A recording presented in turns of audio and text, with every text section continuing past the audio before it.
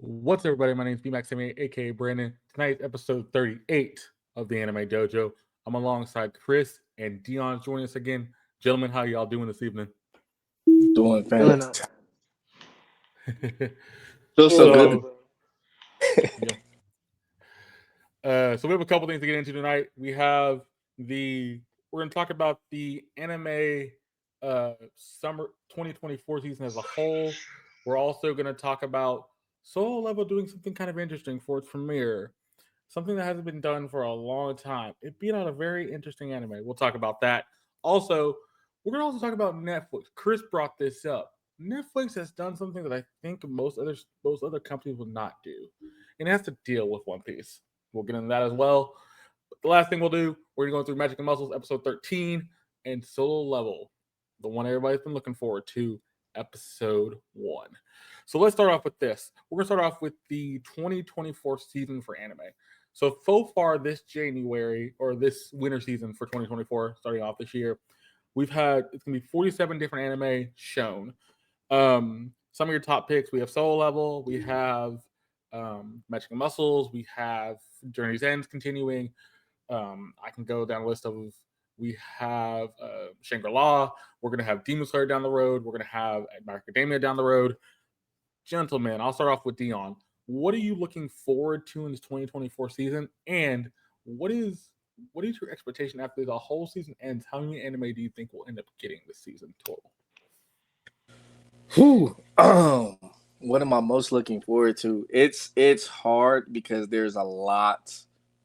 It's basically a continuation of 2023's big hitters with like Demon Slayer and Bleach coming back, and you got a couple of the hard, heavy hitters that are maybe not popular demand, but it is some of my favorite stuff just because it is good, like Bleach. Mm-hmm. I'm so anticipating the rest of Bleach because last year's release was so good.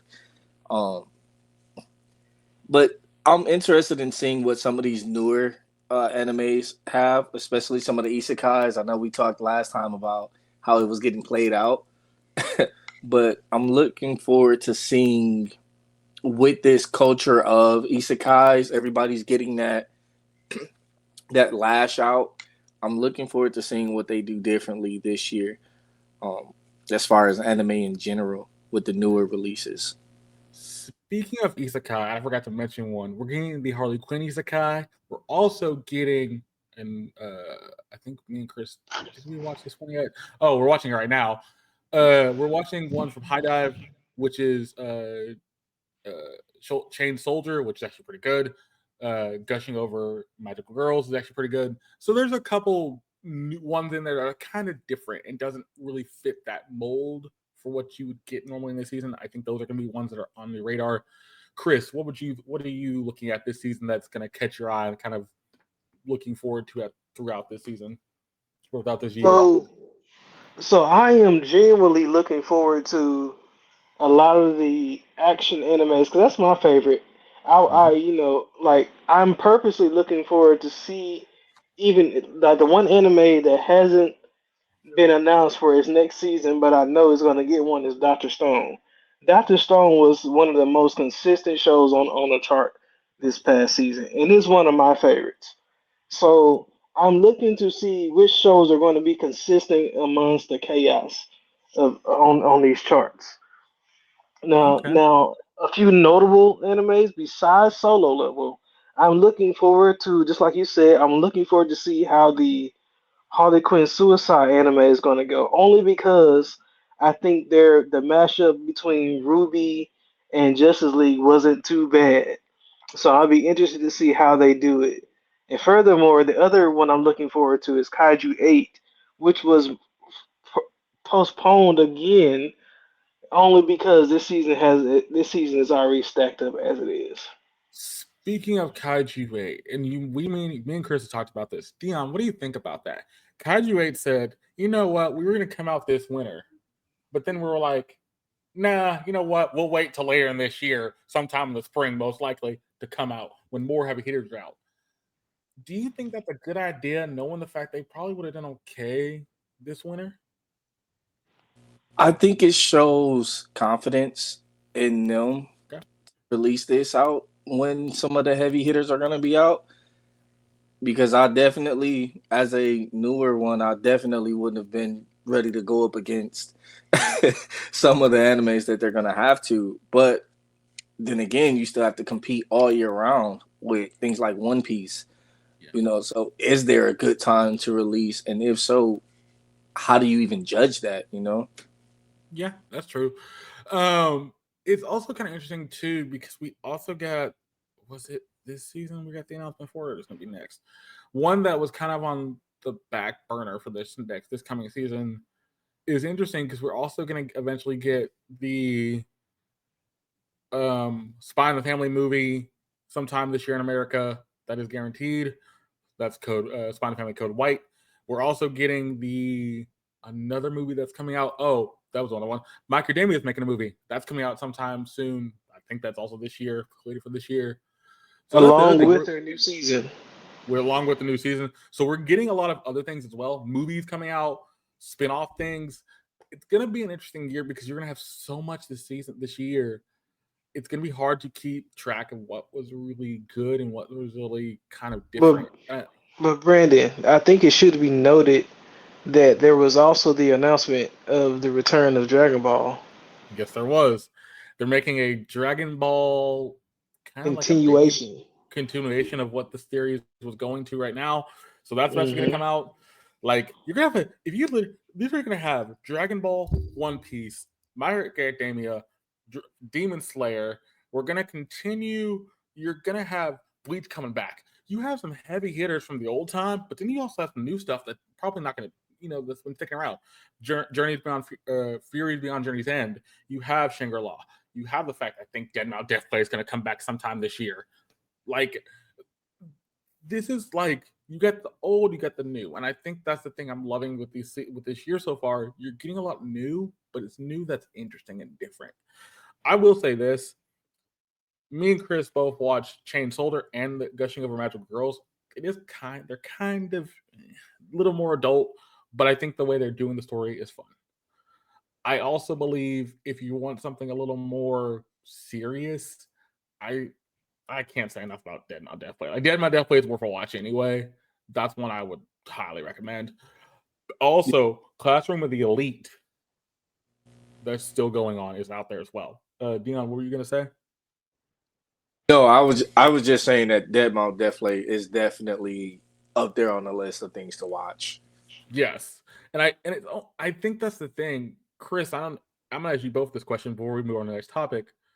Do y'all think this will start a year of anime? This year of anime will start the kind of golden ages for anime in the sense that you ain't gonna see things be 2 or 3 years down the road anymore. You're gonna kind of just see things be year after year after year to a point. This is Mop excluded. Mop excluded in this because I don't think JJ can come back for any time quick. But you have a lot of things continuing, but a lot of new things, and it just kind of balances out. Like you're getting a mix of good. You're eating well on both ends. You're eating a lot of stuff you still love to watch, and a lot of new things you might try out. What do y'all think about that kind of dynamic? And I'll start off with Chris with that. So I think the most notable thing to remember amongst this age of anime, I don't want to call it a golden age just yet because, like I explained it before, I mean this could just be a one-off year too. Correct. But at the same time, we have the notable fact is that we're also getting anime from South Korea. So how much of that is going to flood into the anime market to the point to where we are not really sure what anime we're watching or where it's coming from? So that contributes to the massive numbers of anime that we're getting too. And a lot of those are competing with some of these ones that we are well known to, but at the same time you're getting introduced to what might be long run hitters as well. Okay. Okay. Dion, what do you think about that question I brought up? Do you think we're in the golden age of anime, or are you like Chris? This is a one-off year, and we'll see what goes down the road. And it's just kind of like, is this just starting a trend, or is this just like Chris said, one-off? We're getting a lot of stuff, and then we'll see where the next couple of years go. I do want to hold off on calling it the golden age for two reasons. One, I feel like anime is being more released now and getting pushed more now because it is getting more popular. Not necessarily that it's super good right now. It's just that a lot more people are coming out saying, yes, I like anime. Yes, I watch anime. Where back in the day, it was like, oh, no, I don't watch that. And then go home 15 hours of Naruto. You know? So That's fair. with popularity, of course, is going to grow. As far as how good it's going to be this year, I'm actually scared of that because a lot of people are competing with the top three. They're competing with the big names, and then you have names like Solo Leveling who comes out and it's like, damn, everybody wants to see this. But then you have things like the Beast and the Witch or something like that where Mm-hmm. nobody's even heard of it. But I'm looking forward to seeing it. But I probably won't watch it until after One Piece and after Solo Leveling and after I might not even watch it till next year, just because it's so saturated right now. There's so much going on. Yeah, and I agree with you. There's one on my list that I wanted to watch. It's called Metallic Rogue. Mercaro. Thank you. Basically, it looks like cyberpunk without cyberpunk, like without the whole like cyberpunk style, but it Yeah, has that like art style and beauty and like neon lights, color, and I think it's gonna be really interesting because it's one of those things where the two main characters are female, if I remember correctly, based on the key art, and it's just like, okay, I'm interested to see how this goes. But I think that depends on, like you say, I'm gonna try to keep up with the season. It ends, I might be dropping. It might drop off after a while because other things are gonna come out. But I think that's the thing. I think that's what happened last year. I did. Chris knew this when we go through the charts, but I'll mention this to you, Deon. With the last half of Dead Mount Death Play, the first part of Dead Mount Death Play, people didn't really watch it. But then as we went through the charts, like the back half of the weeks, Dead Mount Death Play would get in the top 10 or the top 15. So either people were like, "Oh, that art for that episode looks amazing. I need to I need to go watch this." So I'm wondering if that's gonna be the same type of thing where the Beast and the Witch, uh, Metallic Rogue are gonna have those things of like, oh, one or two episodes are gonna be amazing, and then people are gonna be like, okay, I need to go watch this. Same with 100 Girlfriends. 100 Girlfriends that really, really love you had the same thing where it ended up the back half of the back half of the season was just amazing and people loved it. But let me know what y'all think in the comments because I think this is going to be an interesting year to see where anime ends up. And I think, like Chris mentioned in the past, and I think Deon probably would agree, this will be a year where we'll see a lot more new anime fans coming into the space and actually really getting interested in what they're watching. Because I oh, think that's the big thing. They want the new anime fan. You already have the hardcore fan. You want the new and see what they will like. And if they start liking things, then they'll go back and watch Dragon Ball Z, Pokemon, whatever it is. You were gonna say something there, Deon? yeah. I'm just agreeing with you, especially with people trying to capture the new fans because they're already competing with the people who have like die-hard fan core, like One Piece and you know, Dragon Ball and Naruto. Like they have their core fan base, but with so many people watching anime now, there's room to pick up your own core. And so I do feel like they're definitely going to be fighting for space, which is probably why that Kurt, what is it Uh, eight. What's the title? Chris Kurosawa. Um, Title the of yeah, or something. Cut 8 with moving out of this season to Yeah, next. Kaiju number 8. Yeah. Yeah, Kaiju number 8. There we go. I Because forget. that makes sense. Yeah, that's probably why they're like, well, we can build our own core base, especially coming off of the movies that kind of centralize around the kaijus and stuff like that. You already got an invested mindset from a group right there. So like But wait a minute though. Brandon brought up a really good point to me earlier that should be noted. Like Solo Level, for example, is a shonen, correct? It is. It is shonen. And don't shonens tend to go for like multiple seasons after seasons? yeah, But the funny thing about this shonen and the funny thing about this show with Solo Level, I think I told you there's only 13 volumes in the web comic. There's actually and only seven of them are out right now in English. So as books actually, and But it's a short series. It's not long, which is kind of funny. but is it completed? Based on what I remember, I, yes, technically, I but think they could add more. so. Let me ask you this, B. Hmm. Do you think we'll ever get in the era of anime before the manga? Oh, Oh, I, mm, With anime becoming so big right now and everyone wanting it so bad, do you ever think we'll get to where it's like solo leveling, it completed on the webtoon, but do we keep going in just anime and then start to rewrite the manga afterwards? it would be a tough proposition. Yes, I could see it happening. but It would wait a have minute though. Doesn't that cross the line from an anime going into a simple cartoon? No, because it's still that Japanese style. It's still, an anime style versus like Family Guy or something. So I would still classify it as an anime. What was you about to say, Brandon? like y'all both bring up good points, and it's funny to me because both are valid. But here's the thing: I have to agree with Deon on this. Technically, if it stays within the anime style, then I don't think it would get into the cartoon level. But here's the other thing: good example of this, and I think both people forget this. Um, technically, didn't I think Lord of the Rings was all written except for like one or two books, and then they made movies based off that. Hunger Games was all written. I just went to see the prequel movie from that talks about the older stuff. I think there was a book about that, but people don't know about that. Well, It, well then, if we're all in agreement on this, can we all be in agreement on the fact that like shows like Justice League is technically American anime? I give it to you. I give I it to can you. definitely Justice League and like Young Justice. I Fair can even enough give you then. I can give you X Men too. So that I Oh, see where you're going. I see where you're going, but I also see it's hard because It's a thin line. It's a thin line. very see, thin, and and I think that's the that problem.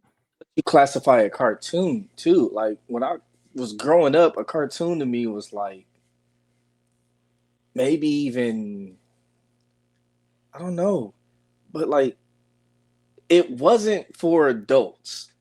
Like if you watched the cartoon as an adult, it was because you enjoyed the simplicity. Anime, there's a hard line between letting your kids watch an episode of anime. Just based off of what it is. But even things like Family Guy, I still classify it as a cartoon. So the evolution of the difference between a cartoon and an anime, the thin line is basically the content. Well, I would say that, but then as I said this, I'm thinking about Pokemon, which is Mm-hmm. There we go. but Yep. my entire life I just thought it was a cartoon. you know. and Right. and that's the thing we're getting at. You're getting at the thin line, like you say, Chris, the very thin line. Pokemon, Yu-Gi-Oh, Digimon, Ninja Ooh. Turtles. I could Oh. you could go down a list of and shows like literally that draws that line enough to where it's like technically they're still cartoons, but yet if I took Digimon, Yu-Gi-Oh, and Pokemon out, they can be considered anime. Under the Japanese rules, they are anime. Under Yes. our rules, it's cartoon. So, yeah, I think that I think the thing will I think we'll never I think yes we will see a day that day eventually, but I think it's gonna have to be something that has a following. So if One Piece ever continued, but they just continued the anime without continuing the books, yeah, I could see that happening because One Piece I'm can do it very well. Netflix. That may happen. Right. Yeah, we'll get But into we, Well, that. well, But like, let's table this conversation. So let's yeah, table this yeah. conversation. Ladies and gentlemen, that's why I love these two men because they can make something out of very small, make it very interesting. It is actually a very interesting topic. Most people wouldn't think about that because the way anime is now feels like a cartoon, looks like a cartoon. Most of them look like but better animated movies than most animated movies. yeah. But I digress. We're about to talk about something else. Chris brought this up to me, and it was on Instagram. Netflix has now have the old. They're still having the most current One Piece Eggland plot. They're doing the One Piece live action, and they're also doing the One Piece remake. Somehow Netflix is still boggling my mind that can make this all work. I'm gonna ask you gentlemen this. Is Netflix hoping that they're gonna have all their eggs in the One Piece basket and hope it works out? And if it does, they have made bank. Do you think it's actually gonna work out the way they hope? And I'll start off with Deon for this. I have to compose myself because I hate it. I hate it. I hate it. I absolutely hate it.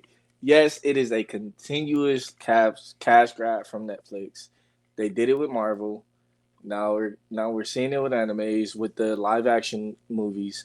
Now they're like, oh, Netflix, let's grab One Piece because we did so good with the One Piece live action.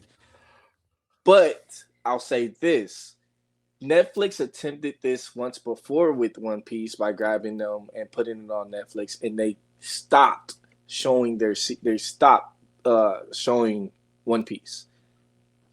They did it with Hunter. Hmm. They stopped showing Hunter x Hunter. So that's the real reason why I'm like, yes, it's a cash grab because you had this opportunity before to continue streaming and you cut it off. But now all of a sudden that you're getting some popular, uh, some good accolades because of this live action, you want to bring it back. Now you bring it back. Yeah, nah. Well, hold up. There is a little confusion in what you're saying. You are right in everything that you're saying. However, is what it was is at that time Crunchyroll had bought out the contract and gave it solely, and they had bought it solely. That's why Netflix could no longer stream it. But what's the difference now to then? They didn't fight for it. They gave it Hey, up. No, but then they got a contract from the guy who from the creator of One Piece. They did back then. Well, that now that I don't know that's a they had a contract between the studio then. Now they Yeah. have a contract with the creator. to bring this all together, I think it's interesting because the one thing I think ties it all together, and Chris brings it up, is the creator. The creator of One Piece literally was on set for the live action and helped them make that live action show. Uh, Also, the fact the live action show looks really well done, and actually they found the people who could play the characters very well. The guy who plays Luffy and the guy who plays Zoro, perfect casting. The girl, the lady who plays Nami. Nami is very well. Like it, I think the thing is with ultimately what this is you have the creator to say yay or nay on things. I think them re-showing the current series, we're going back through Eggman stuff. I think that's just them continuing the current series. If you want to continue with the current series, go ahead. I think the one that's going to be divisive for a lot of people, and this is the one I agree with Deon on, is the remake. I think the remake's going to be the one that I think people are going to be kind of confused by. The only thing with the remake, and I hope, and Chris did mention this to me because we talked about it a couple days ago, they're trying to make sure the remake can condense a lot of the stuff that was filler and make it where it's more cohesive. If you do it right, I think a lot of people will watch it. If you do it wrong, I think it's gonna bomb. You're gonna have fans like Dion that's gonna spit on the name. I absolutely hate it. I'm sorry. I'm trying to bite my tongue, B. You're good. You're good. You're good. But oh You're my good. god, you're, you're good. You're good. you see this man in a straw hat named Luffy. Oh Here- my god, here's man. the thing, Deon. I would normally be with you fully if they did this with Demon Slayer. If you literally told me that Netflix picked up the rights for Demon Slayer, then they're making a Demon Slayer live action, and then they said we're remaking Demon Slayer better. In this case, they can't do the last one because Demon Slayer looks really good already. Yeah, But that's the thing. I don't think if you're a true fan of One Piece, I think a lot of people like go ahead and do it. The live action worked. The current series is still going on, so you still have that. The remakes, I think, the people's issue. yeah, and it's like do it. But real fans, or I'm not even gonna say real fans because I know some of the fans who will digest One Piece stuff like it's mama's cooking will hate me.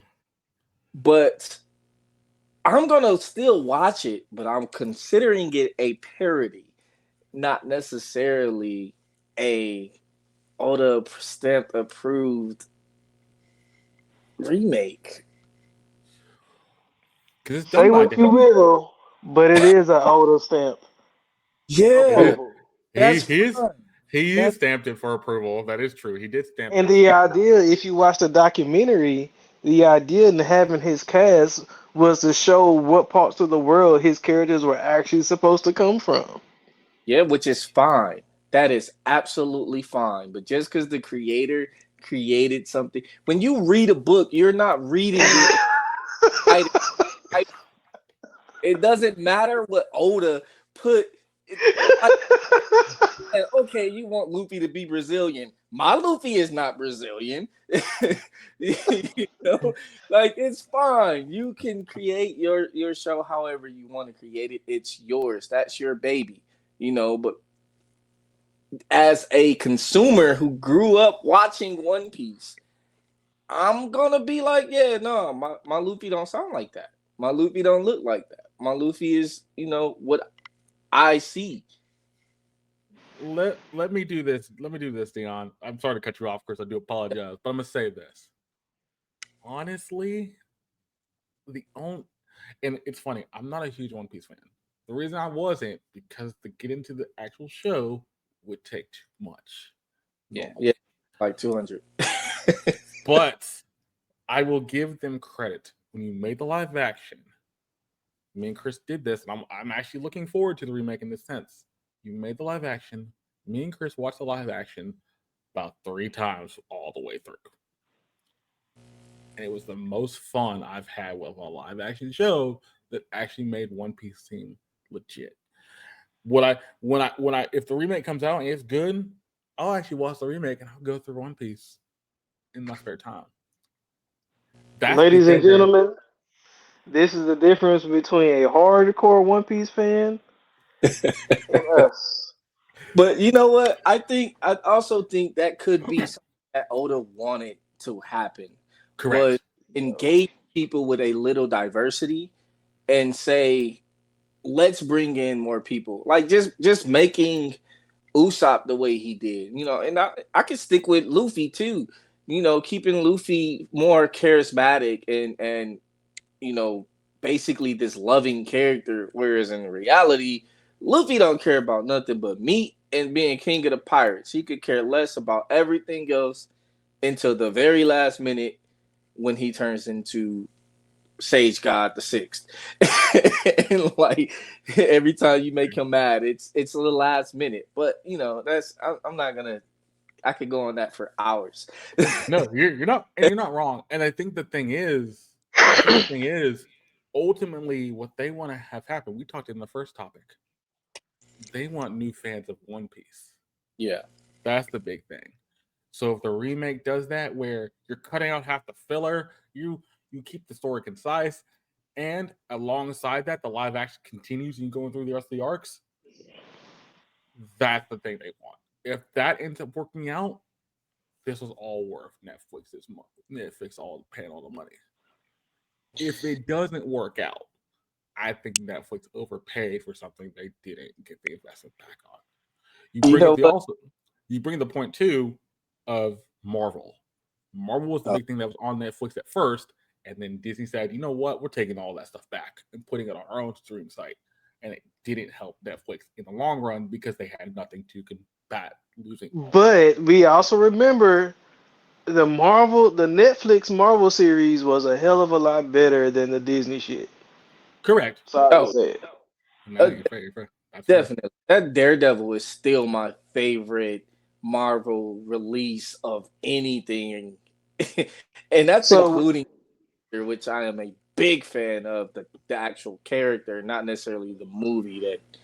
so I would like to end this conversation on saying that Netflix, if we can all agree that if they get the formula right for this show, they can move on and do on other shows too, as long as the formula for the show is right. No, sorry. Yes, I Okay. yes and no. Yes and no. But go on, Deon. So I read a comment recently about the live action, and I'll tell you what, Chris, I do agree with that. I don't want to agree with that Okay. because I seen this comment and it was like this version of One Piece is like watching it on the CW, and I Oh, that's a want weird comment, but to continue. made by HBO. You see the Okay. difference? Like the Yep. CW network TV, cool, but HBO has no boundaries. HBO has no, they can go all out. I mean, we're talking game. Can you imagine Game of Thrones cinematic style One Piece? No, but I would love to see them do Demon Slayer. I could see them doing Demon Slayer too. But that's what I'm saying by I agree that they could, but I wouldn't want them to do more because if they get the Demon Slayer contract, we never get to see the HBO version of the Demon Slayer. Exactly. Okay. I can see where you're coming from now. Yeah, I can agree with that. you don't get to see the best version of it by the best people. You get the Yeah. dumbed down version of it that's not as good. Okay, Yeah. fair enough. Um, so let's roll in to the last thing before we get into Magic and Muscles. Get Up Magic and Muscles episode 13 of season 2. While we're doing this last thing, so alongside the One Piece stuff, there was a quote from an Instagram page I follow that said that Solo Level was the most watched anime since I forget they didn't say I forget the exact episode said of One Piece, but it was One Piece episode's been a while for a while. It broke that record, and I'm like, how? But if you remember correctly, Chris mentioned this. Crunchyroll was down when Solo Level came out. Hmm. Gentlemen, do you think that solo leveling hype has broken the anime community like One Piece did when it came out? No. Explain, Chris. Solo Level came out in a generation where there is statistically more people standing on land. Firstly, second of all, second of all, Solo Level was very produced by almost every Instagram person on every every anime community that it was pushed. So people were getting paid to produce it and push it. That's the second thing. Thirdly, when compared to One Piece, how can you compare something that broke the TV network to something to Crunchyroll's network that breaks down on almost any show that's new and gets produced? Fair enough. You are not wrong. I do agree with pretty much everything you said. The only thing I will say, the only counterpoint to that is, I think that's the interesting part. There are more people in the world. There are more bodies on the face of the earth. But think about this. Think about the fact that Soul Level is a manhwa. It's from South Korea. It's a webcomic naturally first. There's only been a couple books about it. But then everybody started hearing about them making the show. The first key art and the first key art we ever got for solo leveling, ended up breaking anime Twitter, basically breaking anime fans because they were like, "What is the show about?" And people started looking for the books. People started doing that stuff. It's hard pressed to me when you do that, and people generally don't do that very often. It's very few times where you can see people can do that, but I think it can be done. Go ahead, Chris. Unless they're getting paid. That is very true. But I generally don't think half the people that were really interested were getting paid. Deon, what do you think about what I asked? So, do you think that solo leveling's hype is just people were really excited, but yet the hype it was only because people saw key art, people were kind of trying to figure out what this is about, or do you believe Chris in the sense that people were getting paid, not paid, but people were getting paid to promote solo leveling and gonna promote this show? It did get a lot of promotion from Crunchyroll. I will give them that. But what do you think, Deon, about this whole thing? I'm blaming Demon Slayer. Okay, explain that. I want to hear this. I mean, the last time we had this much hype about an anime that was supposed to be this good was Demon Slayer. And the first release of that was world shattering. So many people got into it. So, of course, when we get another one that's like, oh, this is going to be good, everybody's like, well, the last one was good. The last three were good. We got to watch this one, you know? Now, of course, we did have a bunch of promotion, but most of them do. You know, I mean, freaking One Piece rents out every freaking screen in downtown Tokyo before they release anything. You know, the Red release was one of the biggest releases in the world. So yeah, I get Chris' point to some people being paid, but I still don't feel like it would be that big even with the pay because you still gotta watch it. You still gotta be like interested in it. And here's the other thing I thought was interesting. People were going to trying to find the webcomic. I'm not a webcomic person, but when you're generally trying to go find a webcomic about a anime that's pretty new, and yet you have to dig for it, that's kind of Yeah. interesting. Most people wouldn't do that naturally. People were trying to find the books that was based on. And when they made the books up through I think book 7 now, they are not easy to find either. And that's the thing, like, okay, that kind of gives me cause to pause because you're generally people are actually seeking this out. And I do agree with the Demon Slayer comparison to a point this end. Once the first season came out, what did Demon Slayer do right after? Mugen Train became a movie. Oddly enough, that movie came out during COVID. So there's some skewed numbers there. But people went to go see it. Then we had the Sword Village arc. That came out.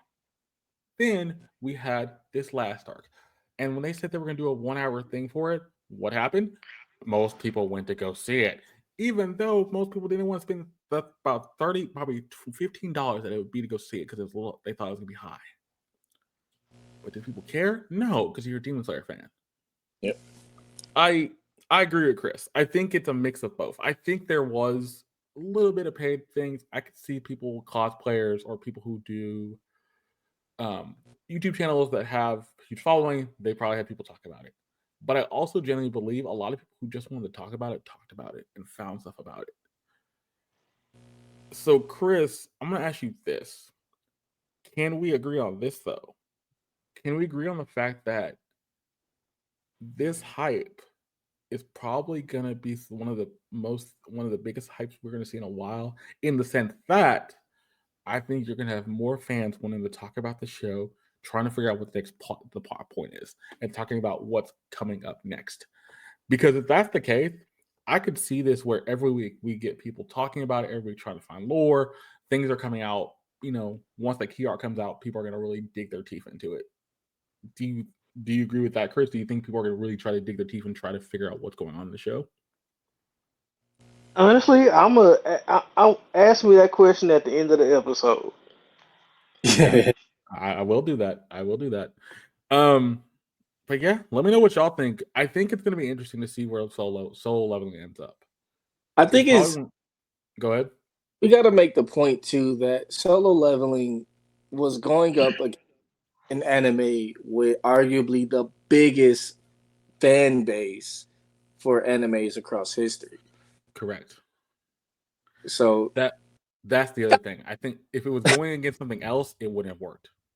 yeah, So, but it's going against One Piece, and One Piece is still the biggest anime around. Still sells out most of its manga. There's a small amount of manhwa coming out for this. By the way, it's not manga like in South Korea. It's manhwa. It's the letters are it's spelled differently. But we'll see. I'm looking forward to seeing where this ends up. But ultimately, it's going to be on the fans. It's going to be on the people who will watch it to see what they think about it. You can hype something so much up where you think it's better than sliced bread. But when is that hype too overhyped? When is the hype too crazy? When is the hype got to the point where you are just going to apologetically defend the show? That's where it gets kind of dangerous. But we'll see when we watch the first episode today. Ladies and gentlemen, we're about to get into Magic and Muscles. Hope you have that up. In a minute, I will say 3, 2, 1, and then we'll get going. Gentlemen, are you ready? uh, Ready? no, Take your time, my Deon. No rush. my internet. I always have these issues. You know, I'm gonna watch this first episode on my cellular device. No worries. Okay, I'm ready. Okay. So in 3, 2, 1, let's go. Magic and Muscles episode theme, the Mash Burial.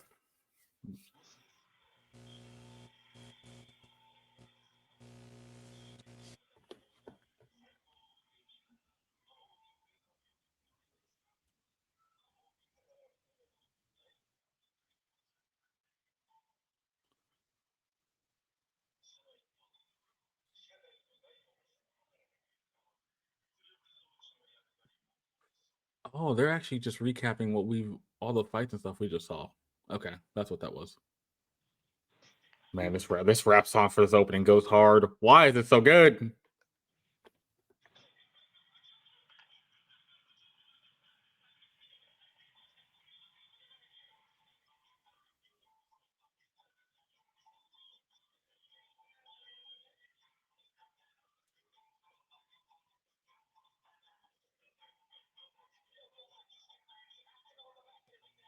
It kind of reminds me of that new Nicki Minaj song. Yeah, that's it, Chris said this when we watched it the first time. He said, "Could you literally see who did he say could come out? Oh, Snoop Dogg. Could you literally see Snoop Dogg like, just like start I walking, swear, bro. I swear, Snoop Dogg is gonna pop out somewhere. Post this start new and just start rapping?" I'm like, "Yep, that could be a thing." Like, bro, if Magic and Muscles get a season 3, I swear we gonna get an American rapper on there. It's gonna be I'll, Drake. I was just gonna say Drake gonna be in there dressed as lizard. That would be kind of funny just to see that. Drake or Chance the Rapper. I can see that. Oh, No, stop! please, actually, I would be okay with Chance the Rapper doing this. Like that'd be fun. That would be Yeah, fun. Chance the You Rapper. get they would, you know what, they would announce Chance the Rapper, and then it end up being Childish Gambino. I can see.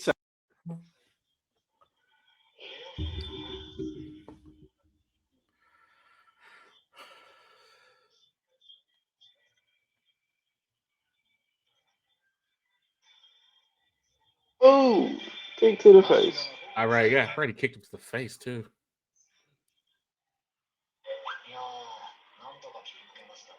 The break of the magic mirror.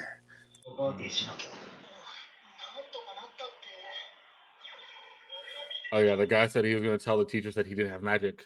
So now we're seeing that play out. And they tried to defend him, which is kind of funny.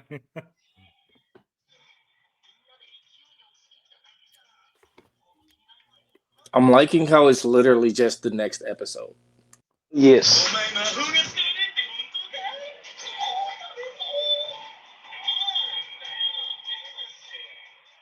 That's the only way they could have done it. Like I wouldn't want something where you just cut it off and start something new, brand new. That would have made no sense.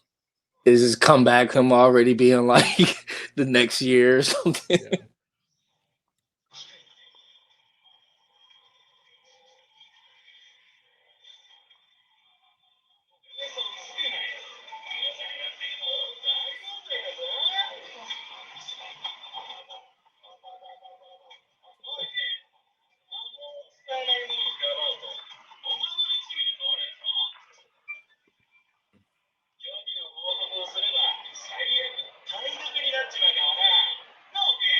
So basically like, if you do this, you're gonna get suspended, you're gonna get expelled, but also you're considered a criminal. That's great.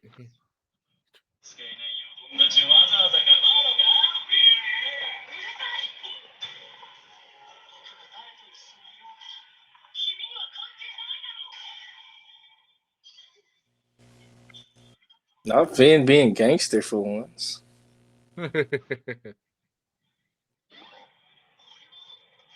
The real gangster though. Oh, he did that. I was like, how do you fall to the ground so fast? That's what happened. We didn't see that. We didn't see him walk. We didn't see him do the magic thing. So it's like, oh, okay. That's...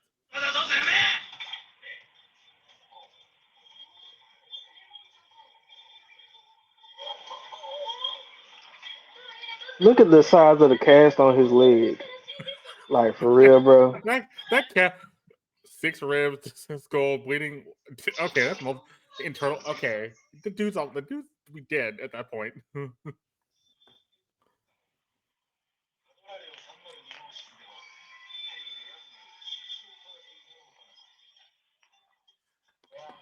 Okay, they have turkey on the table, all the sweets, but then you look at the plates, they have steak. I'm like,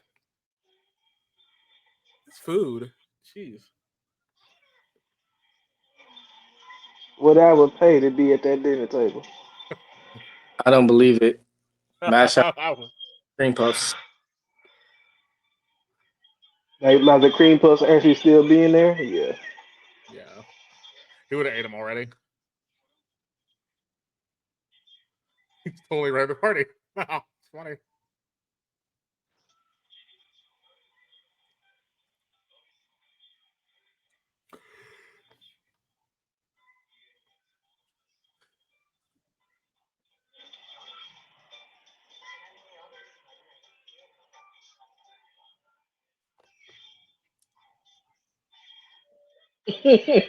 Really, bro? Yep.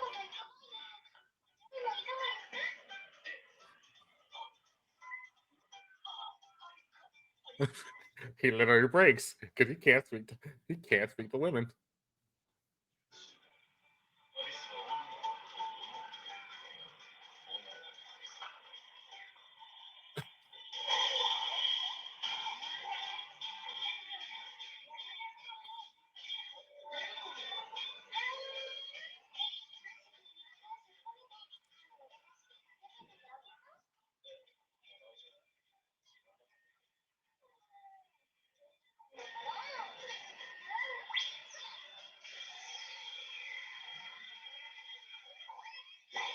Now, Speaking Deon, of can you imagine him playing a horn with that kind of lung capacity?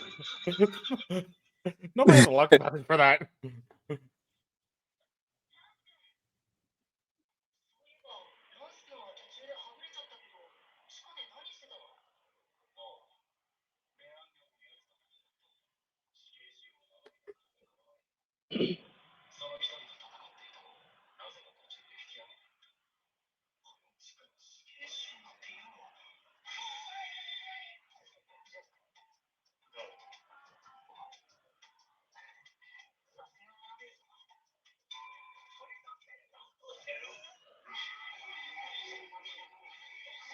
When was the last time you played a game of VS, Deon?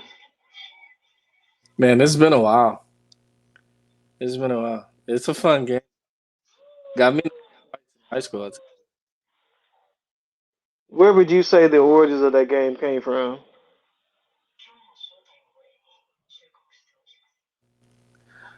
The aftermath of a backyard spades game that they didn't believe cards.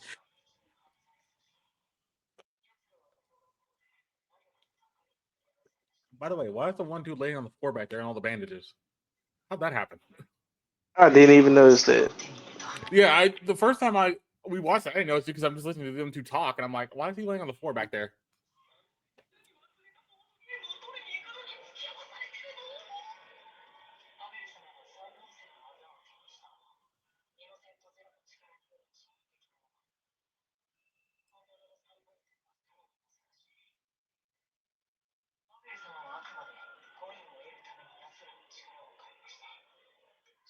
And she looked lost.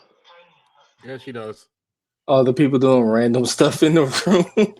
I love the fact this is funny, but yet they do the random. Why does Cream Buffs have? Never mind. Why does Cream Buffs have eyes and a No, bow?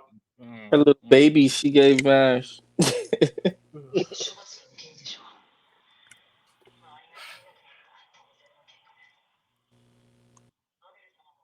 She gave him a cream puff for his cream puff. pretty much.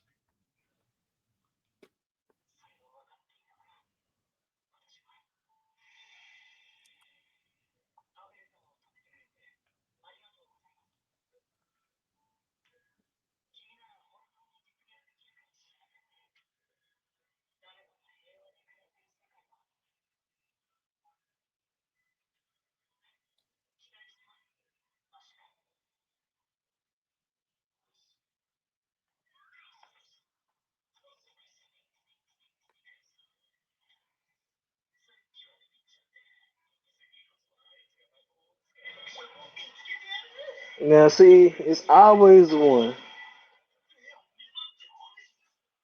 But the funny part was he got scared and left. Why is he coming back knowing the fact he might get caught? And which he does. Ooh, that's the wrong person to get caught by. Yes, it is. That's For definitely real. wrong person to get caught by. He just runs off.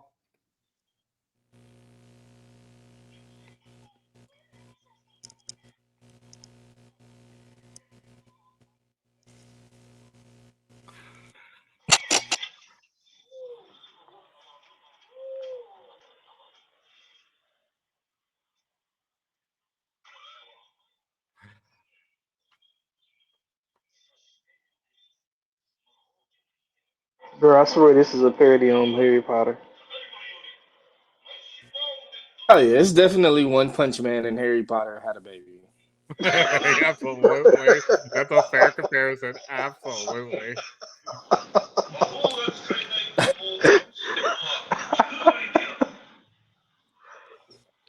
It's like if One Punch Man went to Hogwarts, this is what.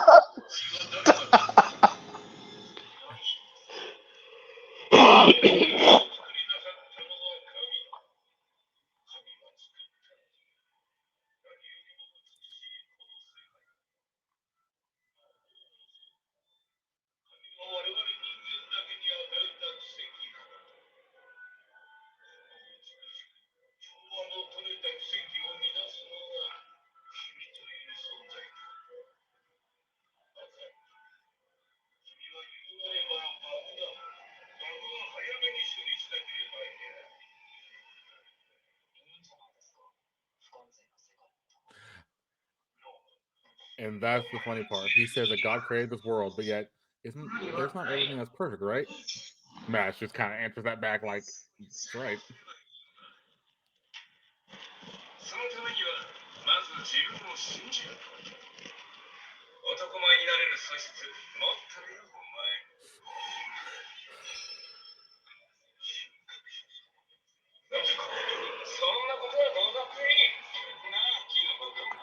Why did he call it a Yeah, mushroom? because of Ray's haircut. Oh, okay. That's why.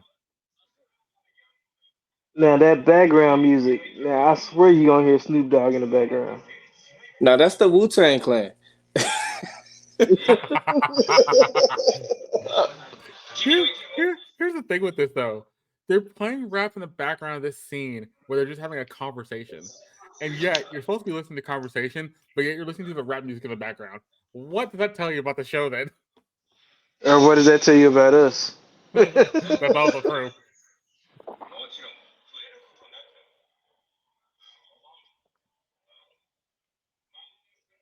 Now this is the most gangster shit.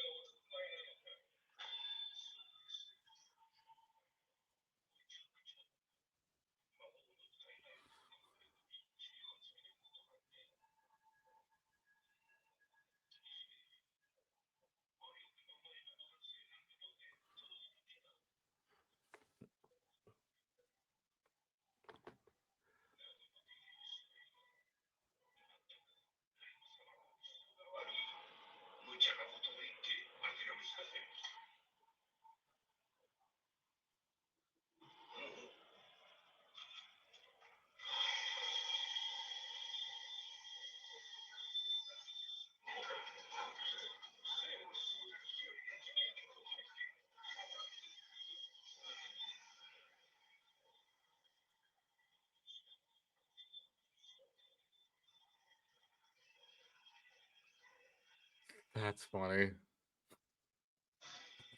With my fist. pretty much. That's what he's. With my fist.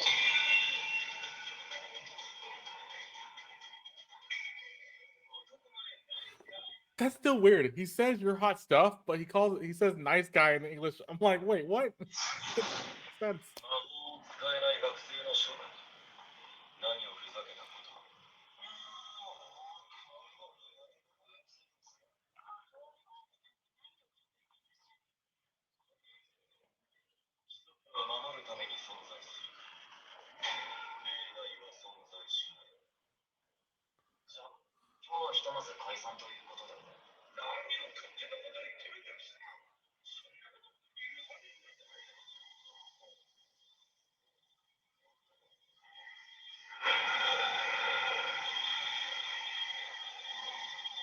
Sand magic.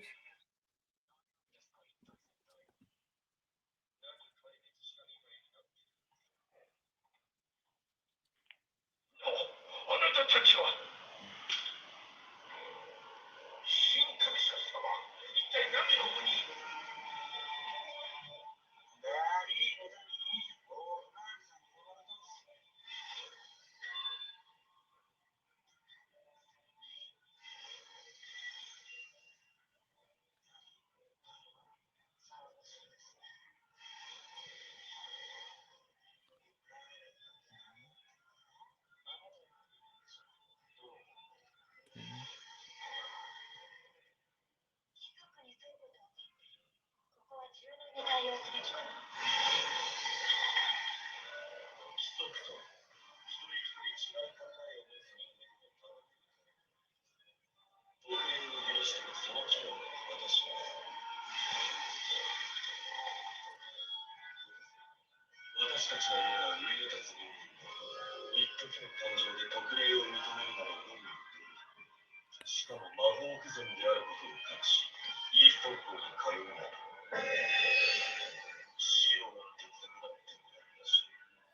Yep.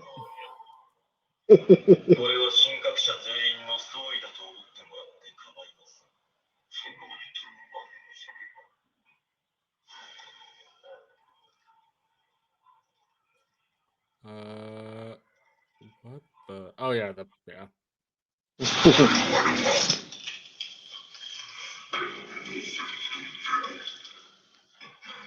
You know, he would have looked more threatening if his eyes were straight. Oh yeah, that would actually. Yeah, I can see it. I can see it.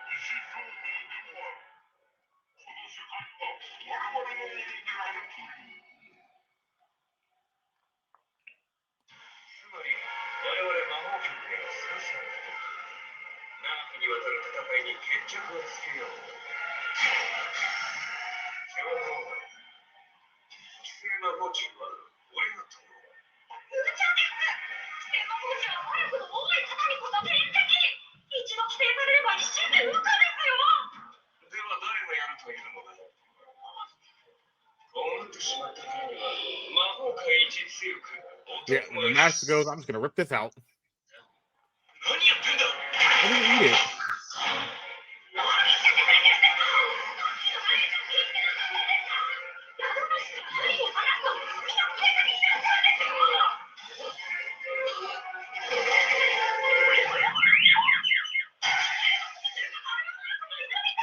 Yeah, if I saw something like that in real life, I wouldn't know what I'd do.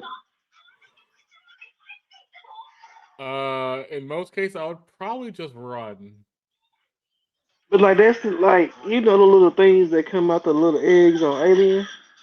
That's the equivalent of somebody doing the same with one of them. The face latchers. Yes, like bro, for real.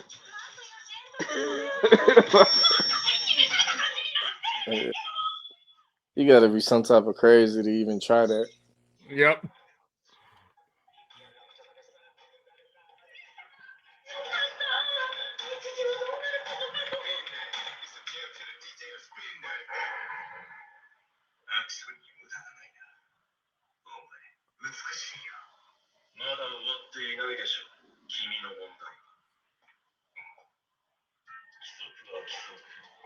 Man, you too uptight. Like the guy can literally eat a parasite, tie it up, and make it where it can't do anything. Like, That's what do you want muscle. him to do?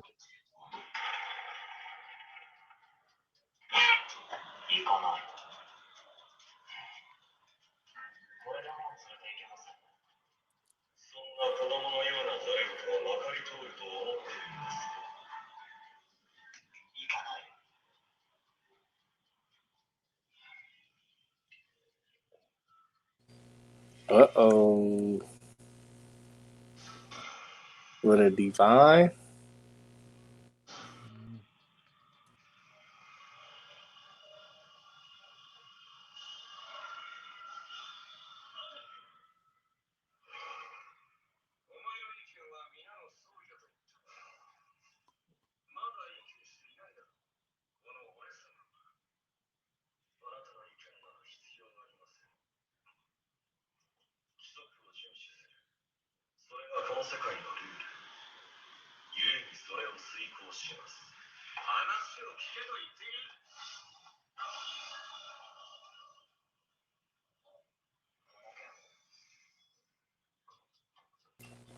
Him walking into this music just made it so. Yeah, for real. Yep. You see what I'm talking about?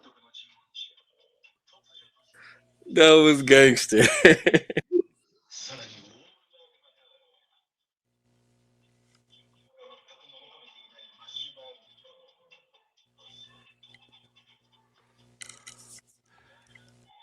So that was episode 13, season 2 of Magic and Muscles. We're not gonna go through do the full play by play. I'm gonna do that for solo level, but we're gonna kind of go through the beats. So this left off where the other one. This left off. This started where the other one left off. Basically, after they beat the guy, the lady, she goes away. They end up celebrating, and then this picks up where some of the students find out that Mash is not magical. He has no magical power, and they're going to tell school. Then we kind of cut where Mash is kind of breaking down, doesn't know what to do. His friends try to make sure that he doesn't get expelled. The one of the friends and the guy that the friend was talking to basically says, you're helping a criminal. If you do that, you're going to be expelled at the least.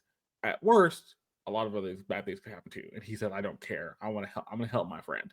Then he gets beaten down by the sister complex dude, as they say, and he uses magic to drop him to the ground, makes his nose bloody, he just runs off. Then we start this dinner party after this with everybody involved.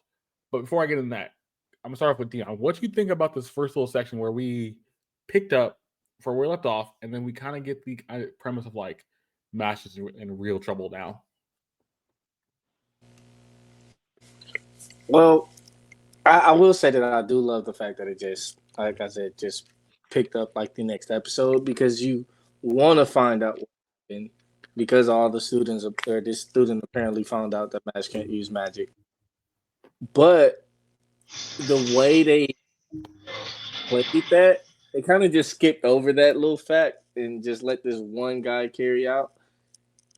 But I mean, it's Mash. Like, this is what he lives for, to get in this situation and prove that he can do everything with his fist. So I'm interested in seeing how this plays out with all these divine visionaries in one room together. Chris, do you have the same thinking about this first section, or do you have another take on it? Well, I mean, we got to remember that in this first section, they're not divine visionaries. These are still just students. Yeah. So, but at the same time, I mean, we kind of already know they're not gonna do that because Mash is I can probably single handedly whoop everybody in there. So That's the scary part. Yeah. So then we get to this dinner party, and this dinner party is actually a really interesting section. So right before the dinner party actually starts, we see the blonde-haired girl and the redhead guy come back. Chris brought it up. That cast on his leg, by the way, looks massive compared to the rest of the body. Like she runs down the fact he has 6 broken ribs. His brain is in a mess. He has internal bleeding, internal organ damage. It was like, I'm like, this dude should be not living, but he is living. Okay, that's, I don't know how, magic. Fair enough. So then we go to this dinner party. They've made all this food to celebrate new friendships and everything. The food looks amazing on the table. We hear that the guy that Mash was fighting prior, the one that can deal with dolls, says, I brought cards. And the black-haired guy with the blonde streak says, he's ready to party, but he's doing a good thing. Okay. And then the girl wants to feed the guy with the weird eye, or offer the guy with the weird eye something, and he's kind of out of it because he doesn't know how to speak with girls. And I brought this comparison to Chris, and this is the best comparison. If you ever seen Big Bang Theory, it's Right. Raji from Big Bang Theory, basically, where he can't talk to women at all. I swear. And then there's a blonde-haired girl like Kenny. Yep. Perfectly set that up. I don't know if that was the information for that, but I can see them thinking about that as well. It works out very well. I have to give credit. So then, as the rest of the dinner party is going on, the blonde-haired girl gives Mash a cream puff, but she's gonna feed it to him. He's like, "Why? I can do it. You're touching me. I think it's funny. Mash doesn't have social cues either. Literally, when a girl's gonna feed you the food, I would not have said no. But at the same time, I should probably like, I can eat myself. So why am I? She's trying to do a nice thing. But I digress. Man, that was a Chad move, bro. That was a Chad move on the cool. Yeah. Bro, like, you ain't feed me to it, but if you toss it in the air, I catch it by just inhaling it. Yeah. So the cream puff falls to the ground. He literally inhales it with his lungs to get it back to his mouth. I'm like, okay, kind of weird. And then the next thing we see, people are going to kind of going nuts and everything. And the redhead guy, why Mash and the guy with the weird eye talks, you see the redhead guy on the floor just laying on the ground face down, which doesn't get into anything. The blonde haired girls put eyes and a bow on 2 cream puffs. It's like, okay, fair enough. Then we see the guy that talked earlier in the episode about telling the teachers come back to the door and try to see if Mash can actually use magic. But by the time that actually happens, the guy that can control dolls is standing behind him and he runs off again. So I'll start with Chris with this. Chris, what do you think about this dinner party section up until the point we see the guy who tried to get the teacher to see if Mash can use powers and he runs off again after he sees the doll guy? What do you think about this section? Because it was kind of weird, but kind of cool. I like how they did it. I mean, it was like a reconciliation party. Like, yo, you whooped us. You got our coins, like so, but it ain't no bad blood between us. Like on the cool. Like at the end of the day, we gonna sit around the table of peace, even though Yeah. we all of us is weird as all get out. Deon, do you kind of agree with that assessment? It was just kind of reconciliation, but also at the same time, they're just having fun. Yeah, I feel like after this fight, they kind of had what in our culture we call a come to Jesus moment. Where they Pretty much. had to realize, like, okay, I was wrong. Because you see at the end of the last season, the guy talk about his mother and all that stuff. But what I liked about this scene was it did not take from the characters themselves. Like, yeah, he got beat up by Mash, but you see him still being this dominant force of a character when he stops the guy from like peeking into the room, and I love that because with the first guy that he came across in the last season, he kind of became a complete wuss after he got beat up. So I love that they kept that.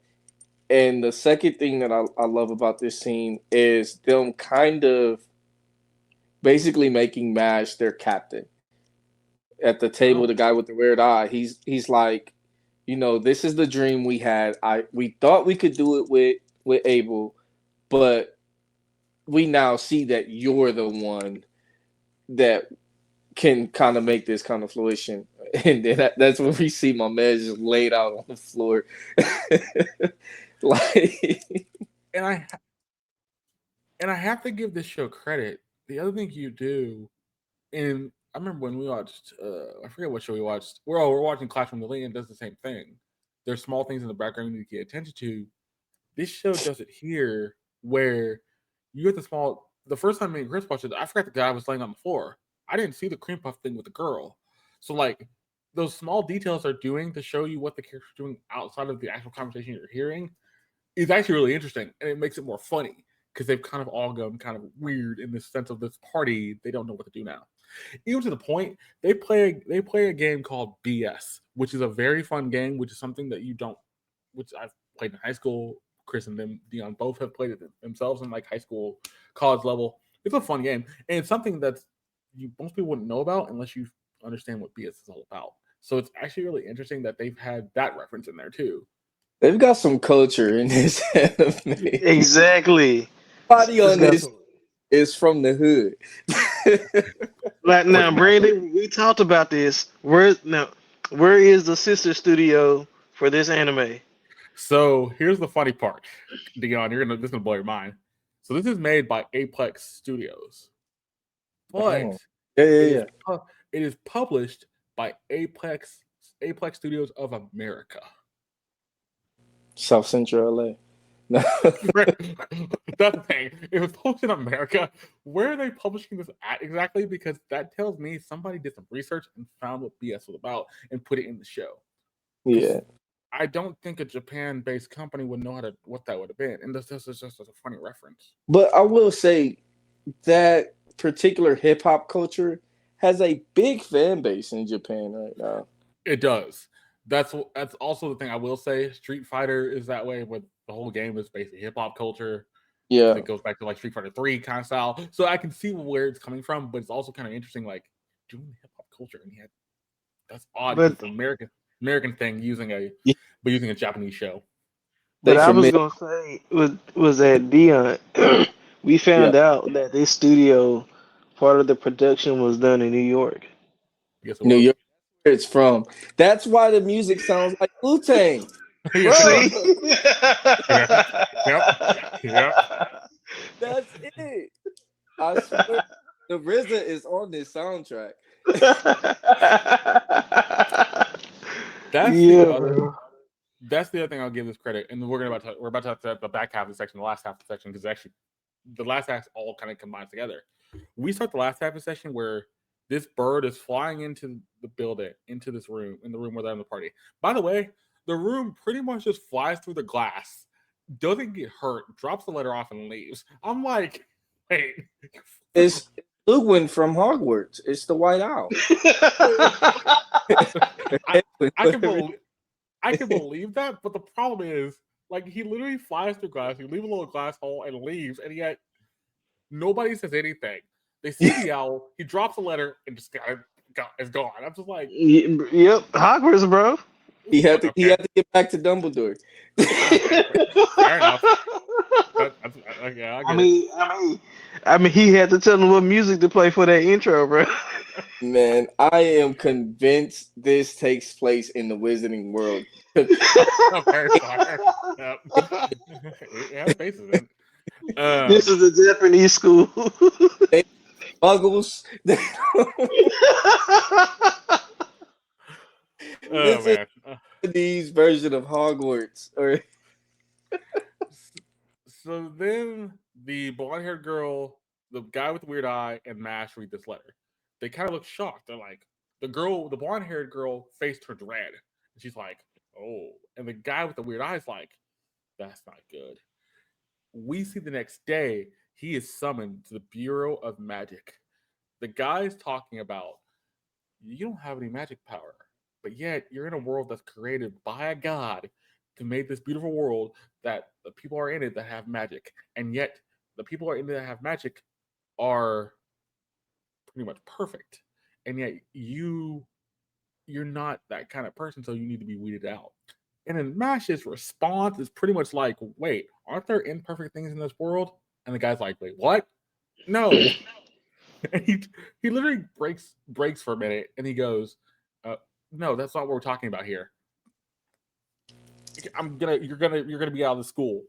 Next thing we see, another blonde-haired guy comes in there, who is the head of security for the bureau. He pretty much says, "You know what? Let's give this guy a chance. I think he can do some things." And the guy that's giving the trial goes, "Are you serious? And where'd you come from, by the way? You're not even in this. What's a divine visionary doing here?" I'm just here to observe. I'm like, okay, fair enough. So then he's like, you know what? If you can, I'm gonna throw this down. If you can make a fire with this of this candle without touching it, I want to see what you can do. And so Matt, the guy's like, he cannot make a fire without a candle, without magic. You're making a task for him that's impossible, pretty much, without anything. Literally, Mash walks up to the candle, pulls out the wand, stands there for a second, bends down in a crouch position, like a squatting position, takes his hand, and literally does the thing I didn't expect. But he's like, I'm gonna rub my hand between this wand and make fire. And the guy's like, what? And he starts doing it. And the guy's like, seriously? He's at this, and he's like, he's going so fast to the point where he's making the floor burn. That floor is stone. That should burn. It's not. And he goes, you know what? So he makes this like whirlpool of fire. And I love the little detail. He makes this whirlpool of fire, but did anybody else notice that the candle took forever to light after he made this whirlpool of fire? Because it's like he makes a whirlpool of fire, the candle doesn't light for like another 5 seconds. surrounded by fire. It's like, okay, fair enough. That worked, but I didn't was work. like, I'm over here looking at like, why is there even still a candle standing? Right? Why is this wax still alive? Like, come on now, like for real. That's a problem. Like honestly, bro. Now that was a cartoon moment, but the best of them. That's like literally going. That's literally doing the Looney Tunes things of like, Like, with bro. Like with honestly, bro. If he would have grew a pair of rabbit ears, I would have called that brother Buzz Bunny. On the cool. that's literally doing the Looney Tunes thing of Coyote paints a wall and looks like a train station. Yeah. Roadrunner runs through the thing that way. He's like, wait, he tries to run through it. He hits the wall, but on the flip end, there's a car coming through it about to hit the Coyote. Yep. Bro, this anime definitely has American culture in it. Did you see the fact that the fire was blazing against the wall and nothing else burned? Yeah, nothing. And even the council mentioned there's stone on the ground. The stone should be burning. I'm like, well, it's not. So you're good. Like his clothes, any catch a sweat, something. You're surrounded by fire. So then he does it. The security guy's like, okay, you're hot stuff. But funny, he says he's hot stuff, but then he goes in English accidentally. He says like, I forget what exactly. He's like, you're a good dude or something. I'm just like, wait, was that accidental translation or was that just not mouthed right? That was funny. So then we see these people started walking to through the corridor. We don't know who the people are, but we see this kid going like, and he steps out of the way and kind of just stands there at attention, kind of thing. And these visionaries, these divine visionaries come in. They walk in the door, and the guy that was doing the trial goes, "What the world are you doing here? We're here to make sure that the regulations are followed. We're making sure that this man gets his punishment. By the way, this trial ain't over. He ain't off the hook." And this whole section here goes kind of funny because then the guy who can do so you have the guy of sand, so it's sand, knowledge, fire, dragon, and death, and more I think the mortality basically are all these divine areas that are there. And he's like the guy with the sand goes, he's not a magic user. He needs to be punished for that. He needs to be executed. So this guy is like going in on Mash, and Mash is like, hold on a second, like I'm gonna stand my ground. Literally stamps his feet into the stone and just throws a temper tantrum. Before that, though, the blonde haired guy goes, "Well, hear the kid out. I mean, I think he's okay. I mean, but the blonde hair is getting shut down completely. But before they speak even more, we see the guy who's covering the trial go, kind of go out of sense for a second, and you see this thing on his you see his eyes go kind of weird. They're kind of going different directions, and it's like, oh, he got possessed. And then the kid mentions, oh, he got possessed by a magical parasite. What? Okay. And the guy's like, this magical parasite can do really dangerous things with somebody with high level magic. Fine. Then ultimately, the blonde hair guy goes, I'm gonna take this parasite out of you. I'm gonna rip it out. And the kid guy, why would you rip that out? That's dangerous. Then 2 seconds later, you see Mash go and just rip the thing out of the guy's neck. Rip it out of his neck, rip it out of his shoulder, or down his back. And then he takes it, puts it in his mouth, closes his mouth, and literally is doing stuff to it and ties it up and makes a balloon animal out of it. And they're like, and the kid's like, how in the world did you just do that? I'm gonna stop right there, gentlemen. What do you think about from the beginning of the trial to the point where Mash pretty much takes out the parasite, looks like a blue animal? What do you think about that whole section? And I'll start off with Deon. Okay, so I'm sorry that balloon, the kid going. He tried it in his mouth like a cherry stem. It took me out for a minute. I hear. It's. I want to say it's giving a lot of energy to who these divine guys are, and it's introducing this. I mean, they've already been introduced, but how serious they are about Mash now. The bad guys, I guess. Mm-hmm. I guess if you're Magic to Mash, everybody's a bad guy. But you're basically, I want to say you're basically giving a plot to the whole next season. This one scene, like everything else, up the last season, like it's like, all right, just kind of wrapping things up, tying it in a little pretty bow. This is like where the meat and potatoes is going to come for the next season or for this season. And so far, it's looking good. It's looking like we're going to get a bunch of action. We're going to get some comedy that plays right into the Mask character. It doesn't look like there's much changing. That's what I'm getting anime enthusiast wise out of it. Entertainment value for this scene. This was comical in every sense of the word. You see Mash do some more crazy stuff, injecting this dang I don't know, eel parasite thing hit into a poodle shaped balloon. Like, was that like who writes this type of stuff?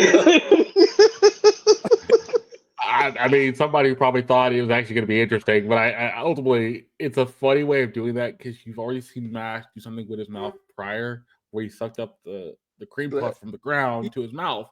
So you also assume the man can do things with his mouth that most people can't. So it's like that's the point.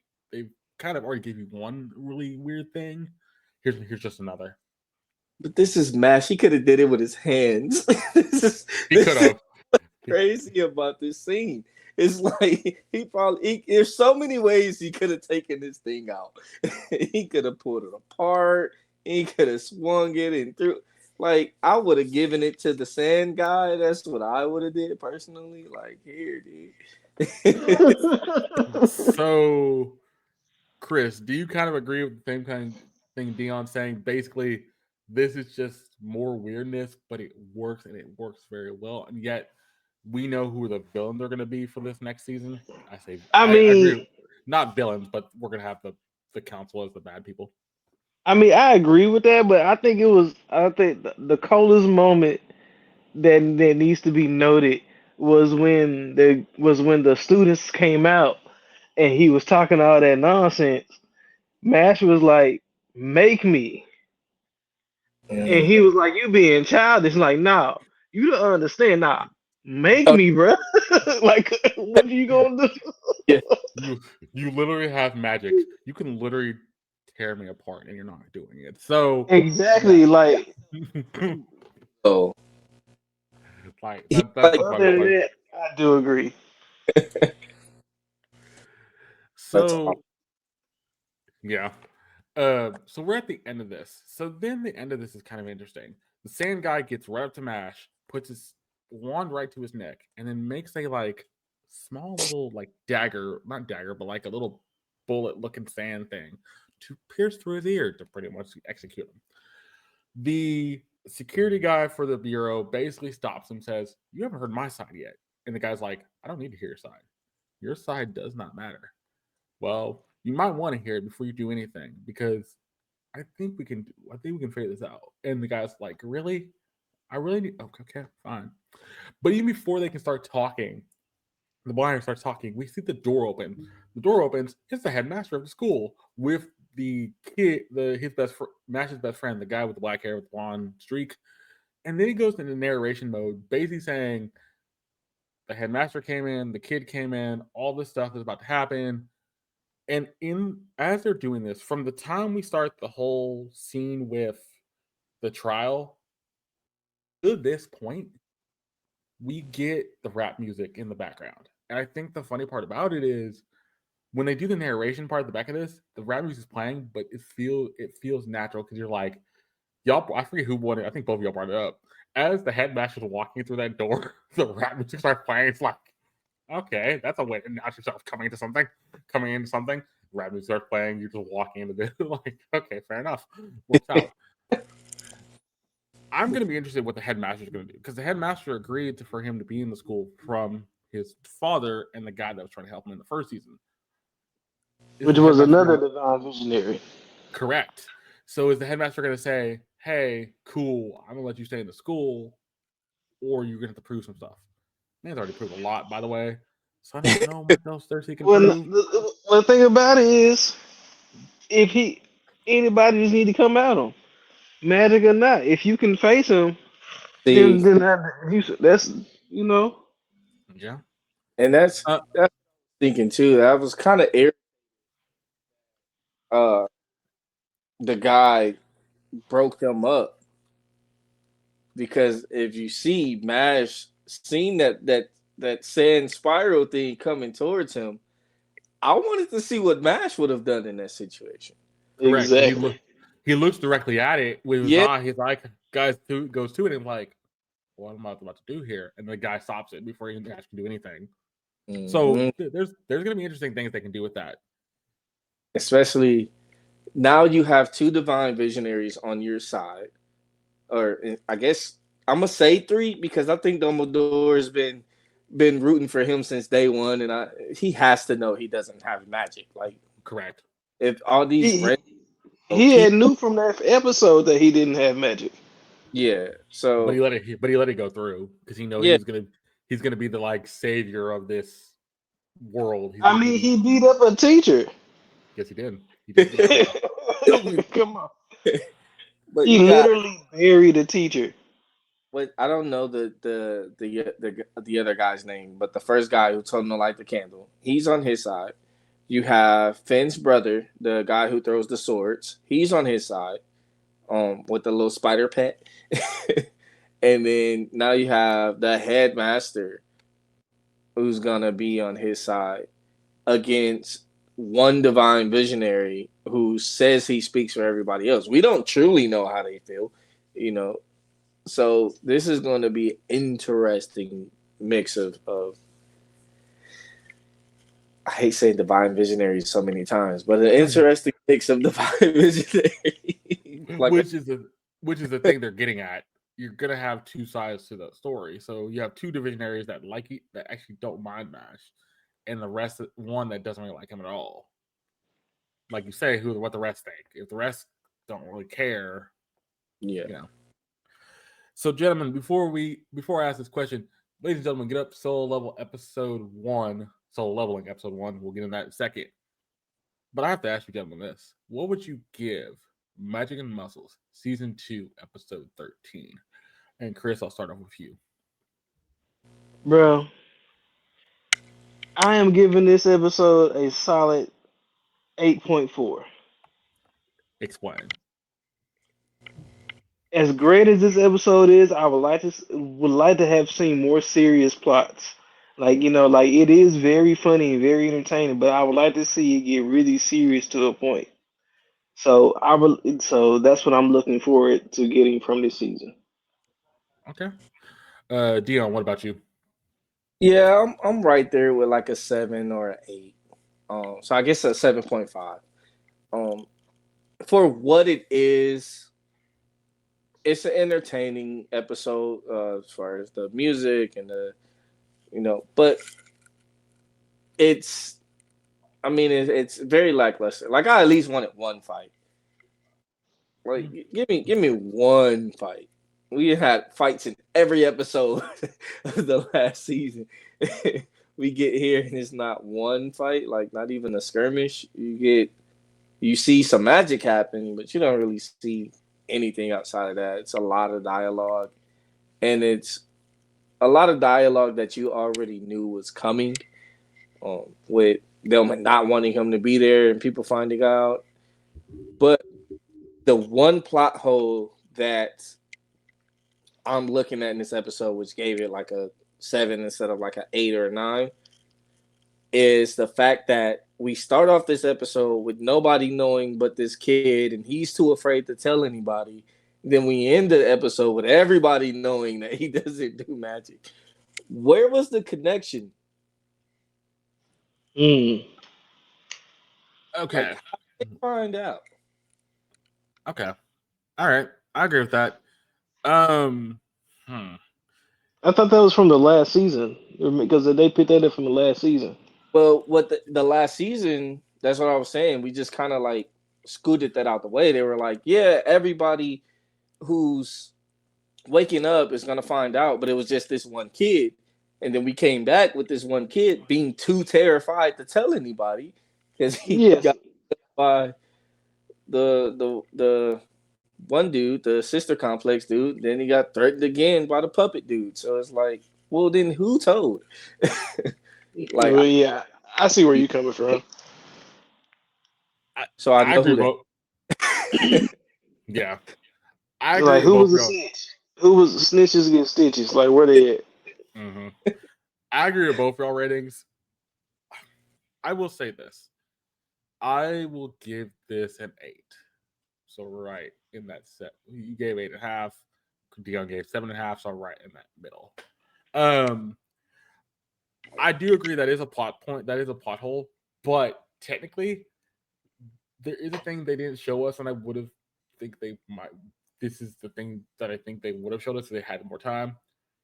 When he goes back to the room the second time and sees the doll dude, I'm wondering, did he go tell after that, or did he tell it the first time with the guy with this cosplay when he got his nose busted up? Because when he got his nose busted up, I could see him generally going to one of the headmasters and going, "This guy doesn't have magic," and also got my nose busted up. So it could have been done off screen, and we just didn't see it. Because then, why is the bird coming in to summon him to the bureau anyway? And why does he come to the room the second time? Correct. The second time coming to the room wouldn't make sense.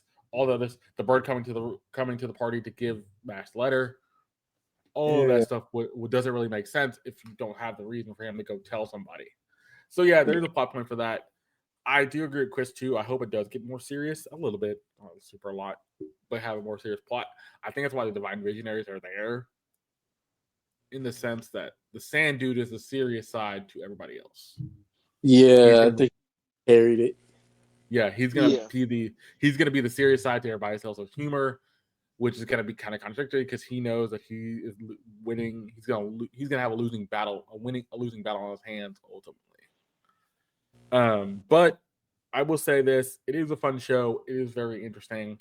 It has the way of making people feel, making laugh, making you think, but at the same time, it knows when to have fun, and that's the thing about it. It knows when to have fun, not to be super serious, and it can just play with the characters around it. And all the characters are different. That's the other thing. The characters in the world also know this is silly because they're all dealing with Mash. So like, wait, Mash can't use magic, but how is he doing his muscles? And his friends figured out pretty quickly, and they're like, oh wow, okay, that's insane. Not knowing, Everybody eventually figures out his magic is his muscles. His muscles, and that's the thing. His friends are figuring out pretty quickly, and they're like, okay, we'll try to protect him as much as we can, but ultimately, it's gonna be kind of hard. Can we all agree on that? Mash with hair. I mean, because One Punch Man doesn't really have powers. He's just super strong. If he goes bald one time, I'm done. Yeah. He's they done. ain't doing that. I think that's why they keep drawing attention to his hair. So they're like, yeah, he's One Punch Man, but he has hair. See, mushroom head. They call him mushroom head. That's the thing. They're not gonna do. They're not doing that. They're not gonna let him go bald. It's not One Punch Man. Don't sue us. See, that's a dangerous game. Yeah, it's One Punch Man goes to Hogwarts. That's what this is. That's why I can't take it seriously, Chris. Like when they don't give me super seriousness, because it's not Harry Potter. Like, how serious can I take it? Exactly. So now we're gonna get into the one that everybody's been looking forward to. We're gonna go into solo leveling. I hope you have the episode up, episode 1 of solo leveling. In a minute, I will say 3, 2, 1, and then we'll get going. Gentlemen, are you ready? Yes, sir. Yep. All right. In 3, 2, 1, let's go. Episode 1, I'll use to it. I'm used to it. Yeah.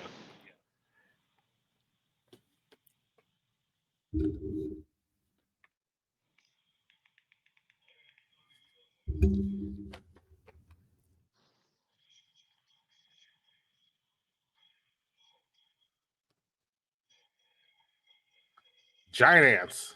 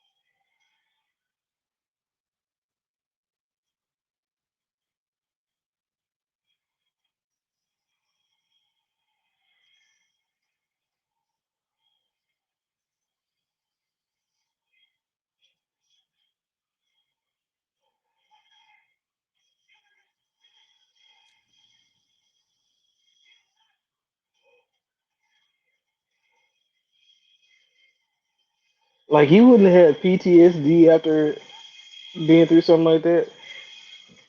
I mean, in his case, he was bleeding out, so I mean, he was about to go. No, he was about to go Look, lose consciousness. and yet he you healed him of his wounds, but he doesn't have PTSD. Nope, because they're used to it. That comes up later, actually, with a line we hear from another character. Title is Elder.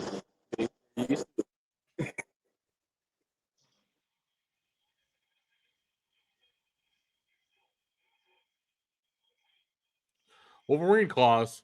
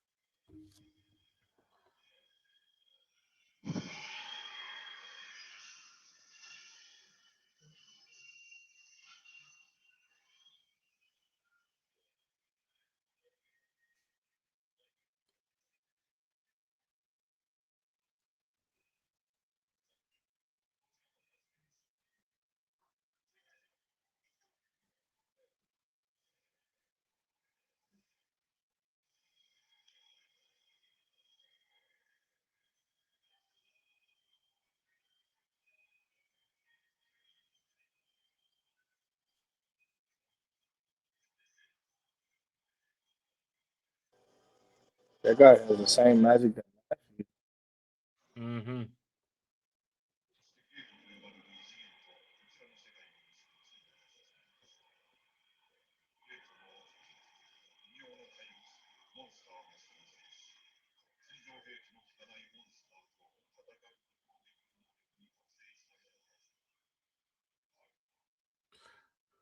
Okay, you gave a reason why guns don't work. They're magical beasts, so guns wouldn't work on them anyway. Never mind. That's one thing I didn't forgot in the first season.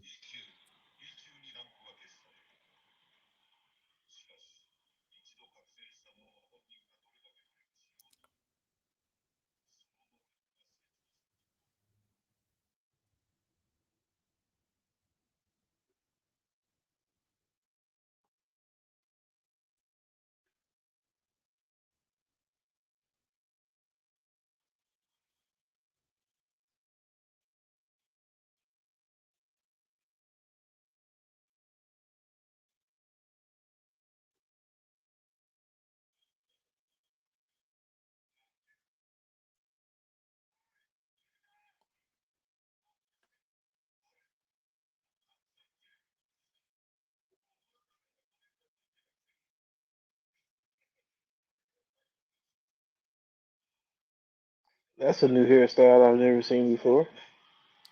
Oh, and that dude. Yep.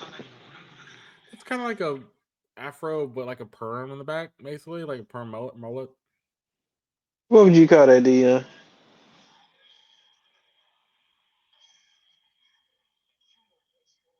Huh. It's still a unique. Like how they try to shade him in and look a little, I guess, a little bit darker. Mm-hmm. The saggy fro guy. Yes. Yeah,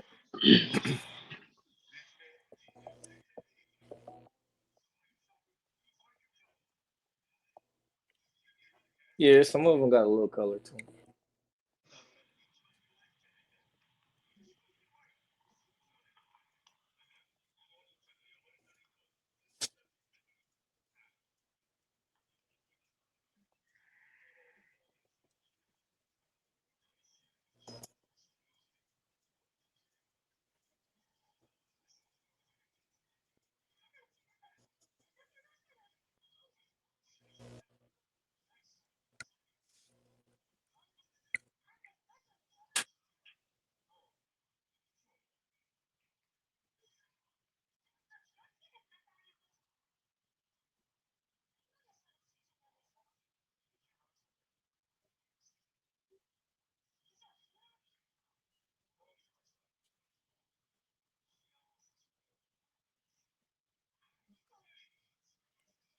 Wait, everybody was high leveled. Oh, so they didn't need a healer. Never mind. That's what he said. It's a weird thing to do.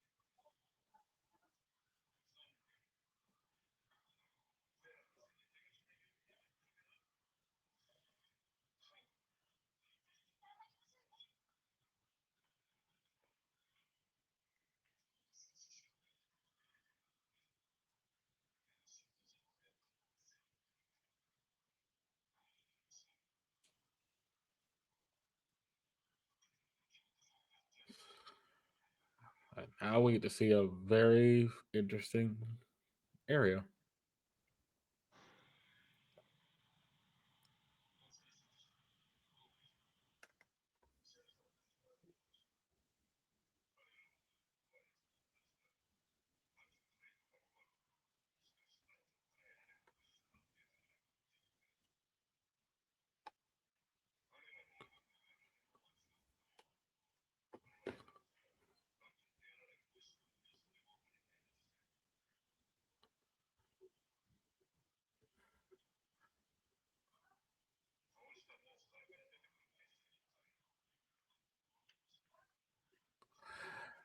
But why would you use if they're so valuable? We'll get the line later, but it's like they valued them more than money, which is even more funny.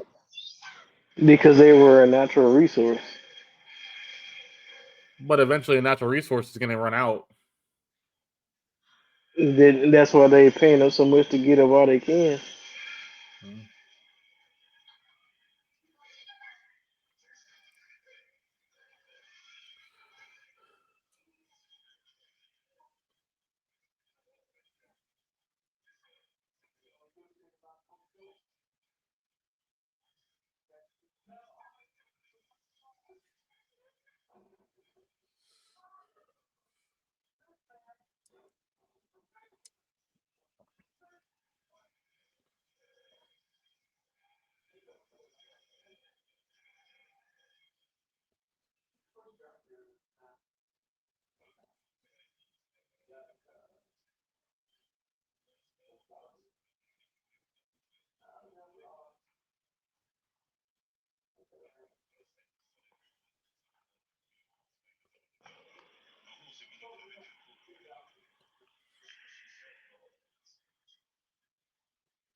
Oh, the government wants to use it as a power source. See what I mean?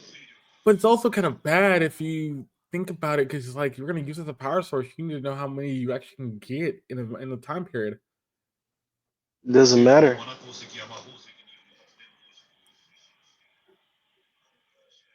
I wonder if it's like a monster respawn type situation, like in the dungeon, you know, where it's Good seemingly question. Mm. like you can just get as many as there are the monsters that drop. Yeah. Well, it would have to be that way because otherwise they wouldn't keep going back in the same dungeon. So Right. actually, they bring up this line later, so I won't ruin it. But you'll hear it in a second because they're done with this dungeon. But you'll hear something that's going to happen that will change this. Change your answer.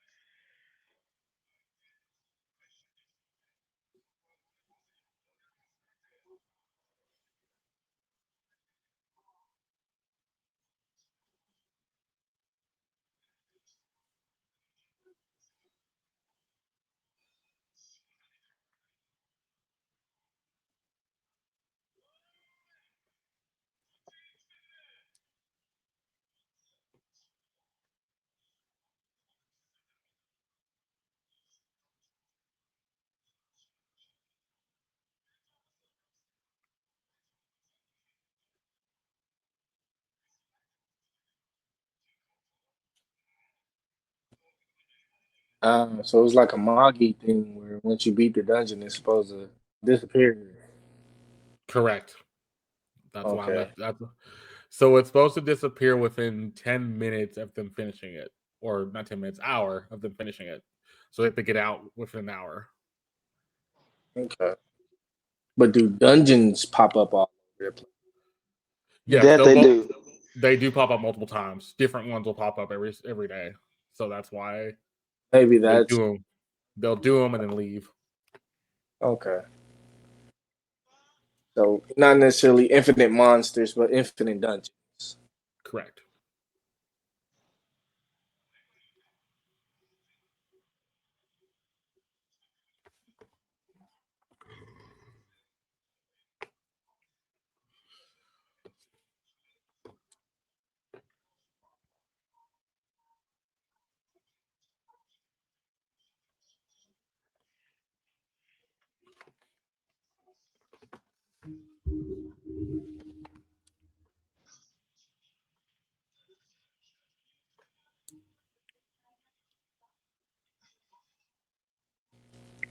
Yeah, motivation for him almost dying. Yeah, his motivation is because he wants to help his mother, who's in the hospital, and his sister, who's in college, and his dad's already gone missing. But at the same time, if he knows he does this, he'll probably get himself killed. Yeah, I was surely wondering why he risked his life. This part is actually really interesting. This is how they figure out what rank you're going to be. And Chris brought up something earlier, which I thought was interesting. Deon, do you remember in Demons or not Demon Slayer, Macadamia, where they did the hero organizations? Yeah. Well, that's what this kind of reminds us of, like where you went to work for like this organization, or that, and they used you to do these jobs or dungeons. So all the different agencies, like okay, like beverage agency and all that stuff. Exactly. Correct.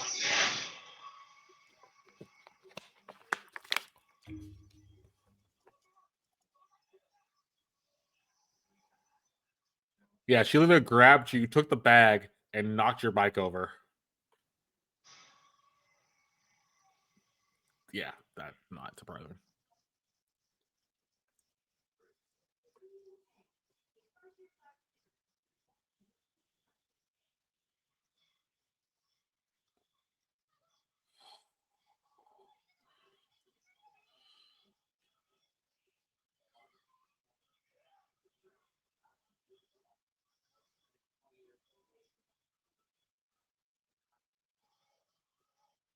And she don't like hanging around people, so she's just gonna get out of there. And I blame her. Nope. Perks of being famous, I guess. A person being athletic to that degree. Yeah, jumping and over a roof away from paparazzi is crazy. and by the way, there's the line you got Deon where they say they have an hour before the thing closes, so they only have about 20 minutes to search this little cave thing to see what else is in here.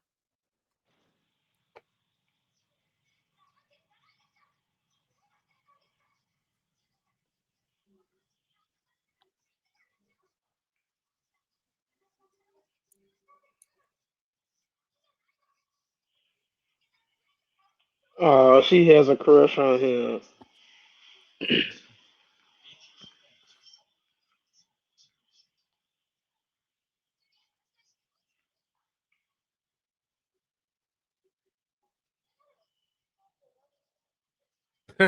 She flipped that script so much.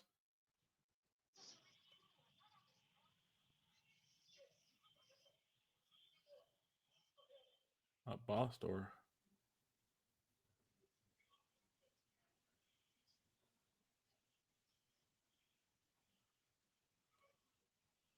You still with us, Deon?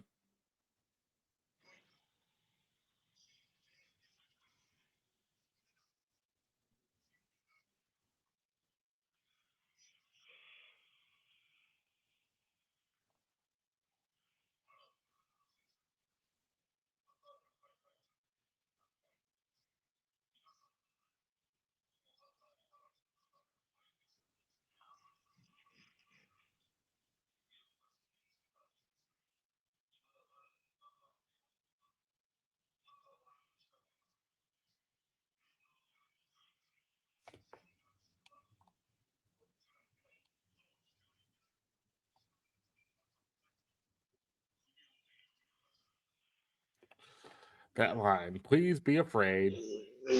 For good reason, man. Shoot. Yeah.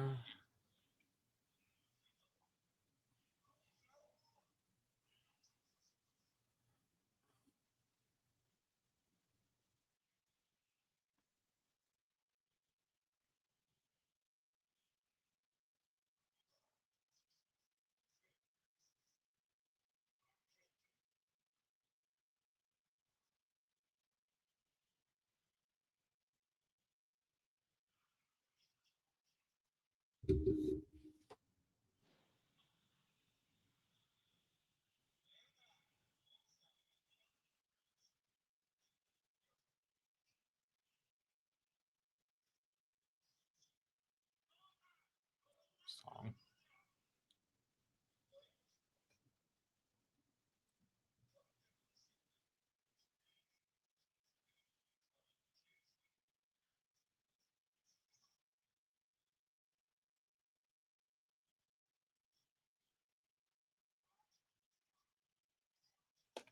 She said she saw the eyes move.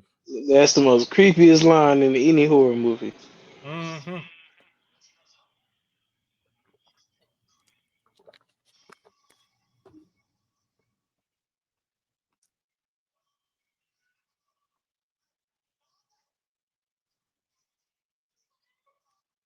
Oh, this next creepiest thing you'll see in a horror movie.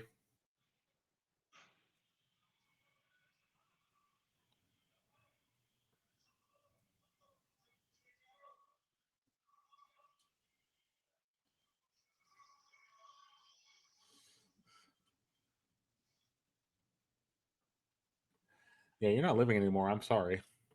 What was life? Yeah. Mm.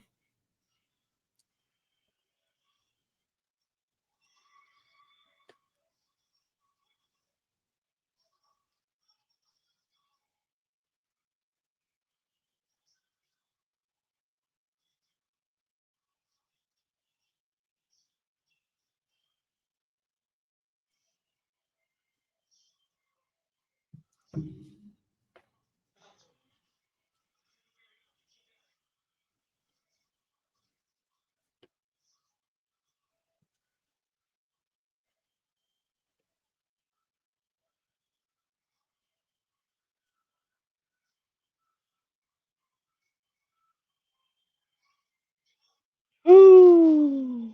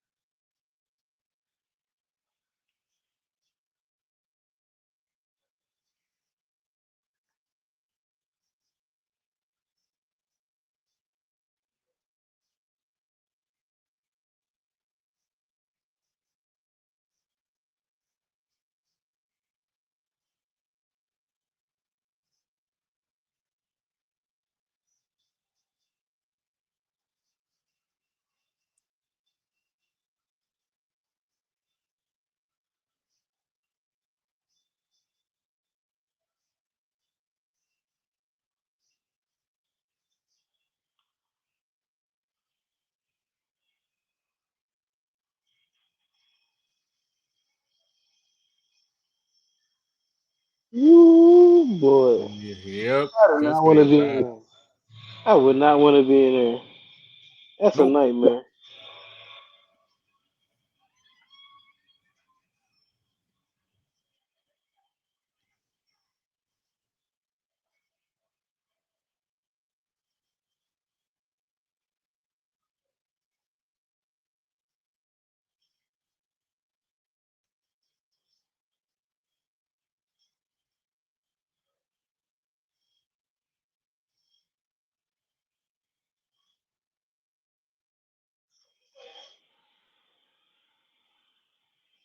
That is the first episode of Solo Leveling. That is very interesting. I want to see how they're going to do this, but we're going to jump right into this. Do it in three parts, basically: the first half, the middle half, and the back half.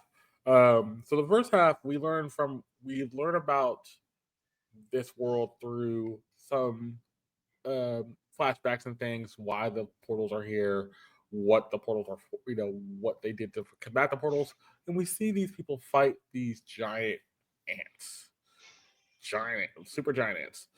Then, so these people are trying to fight these giant ants. Some people are getting like these magic people are getting beat up with fire, trying to use fire, but the fire's not really working on the ants. They get destroyed. Um, Ultimately, what ends up happening Yeah. is it's kind of funny that you you see all these different teams, and finally the second team's like, okay, they can. We got we they. You see this other team that trying to fend off these ants. One of the guys tries to fend them off, but he gets badly wounded, and this ant's about to get him. Then these S class heroes finally come and go. We can help you. The healer heals him fully. And the guy's like, he healed me in an instant. How? And then these other two dudes start fighting off these ants.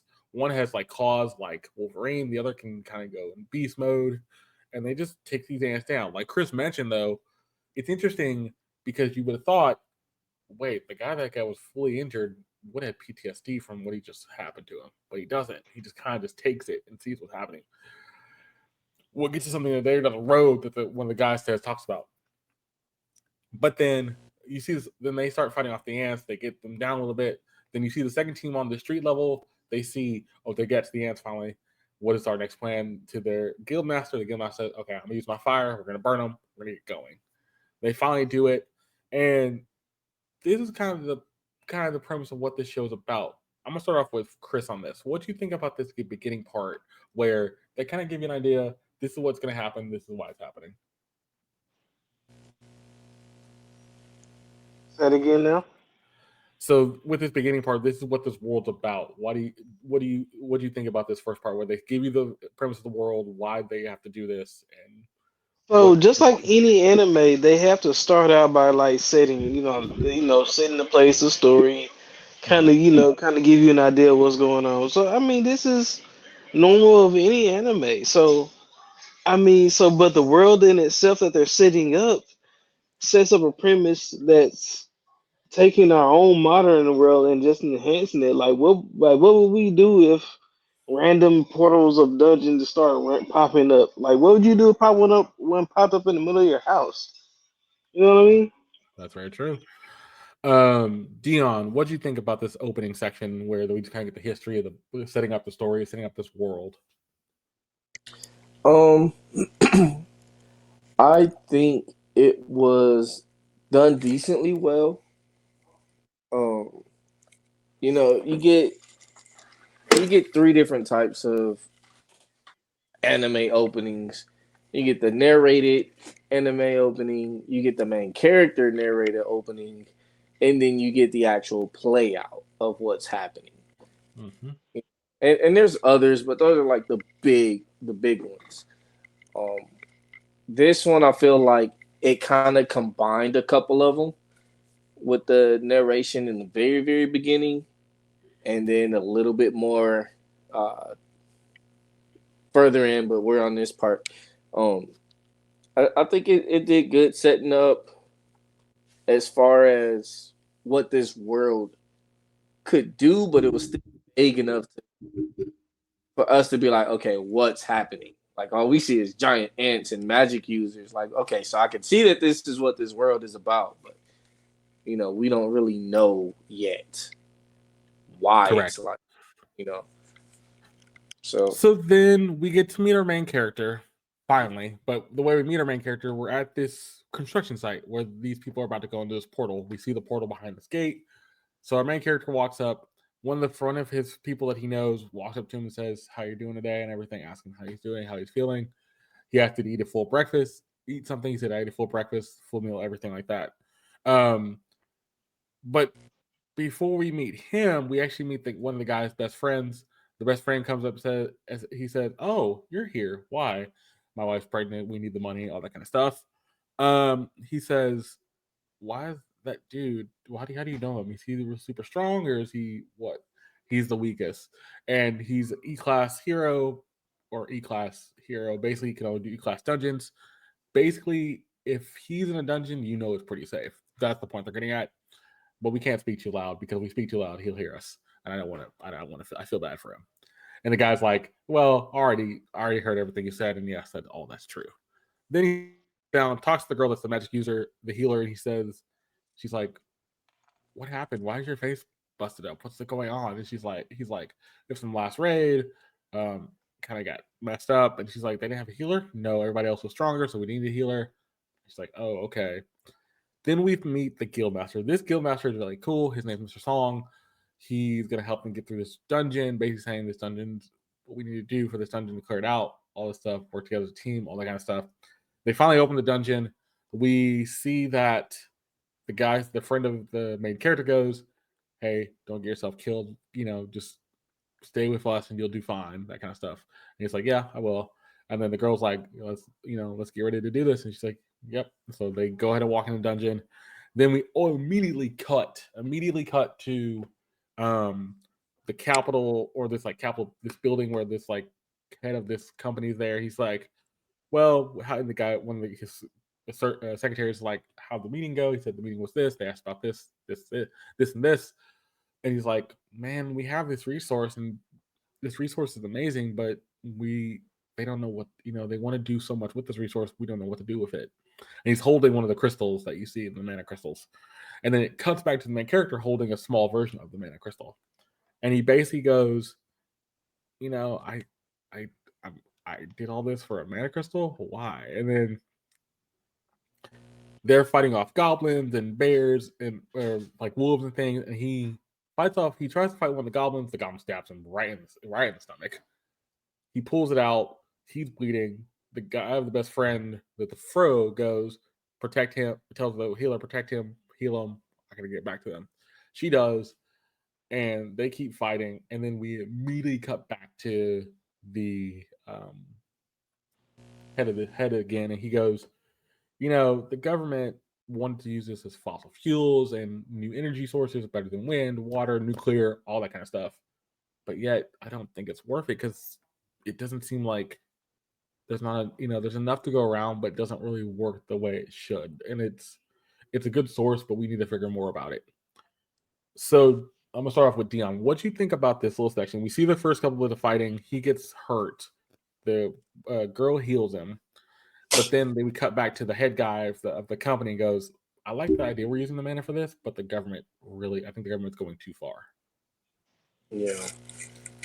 See, I like this part, the beginning part where he's having a conversation with his friend, because they're communicating about him. They're not teasing him and picking on him like you see in a lot of different animes, making him that downplayed character. Like, he's just a dude, and they just know that he's weak. Like, it's not like, oh, you're weak, ha ha ha. It's like, yeah, bro, you weak, but stay with us, we got you. So I do like that aspect of it. But saying that part, I'm gonna jump a little bit ahead into the goblin fight with him. I don't really believe that he's super weak. He's just poor. Yeah, we'll get to it. We'll get to it because I think you're right. He even mentions the fact that he could barely buy the little knife he had. Because we even hear him say that before they walk into the portal.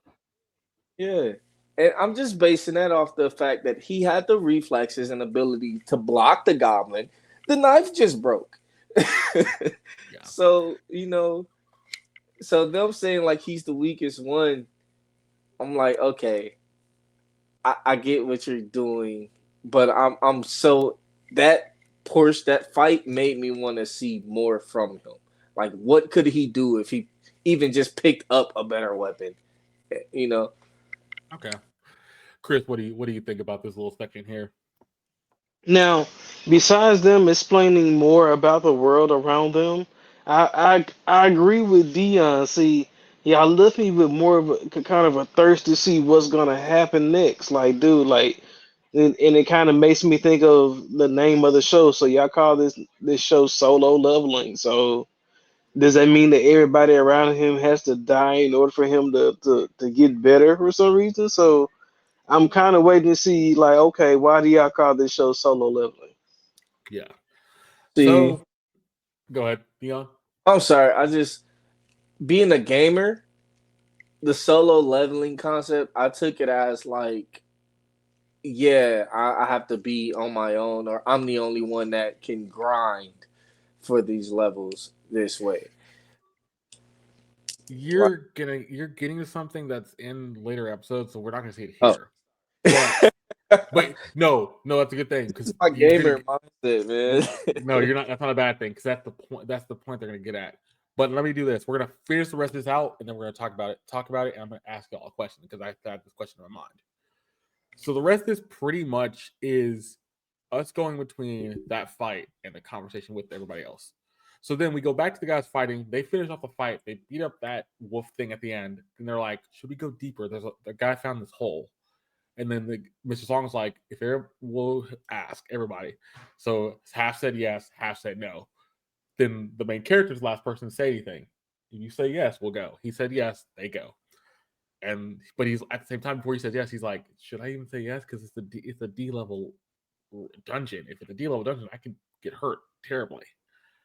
But he said yes anyway because he knows he needs to help his mom, his sister go to college, all that kind of stuff. So he has that thought.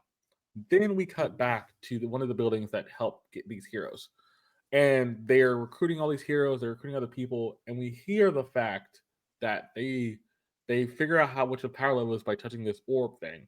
But also, once they figure out your power level, then you can sign with these companies to do hunter work for them. But but then the next thing we see after we see them get their hunting work, we see the group go down deeper in the cave, and they mention the fact, Song mentioned the fact that the portal's going to close within an hour.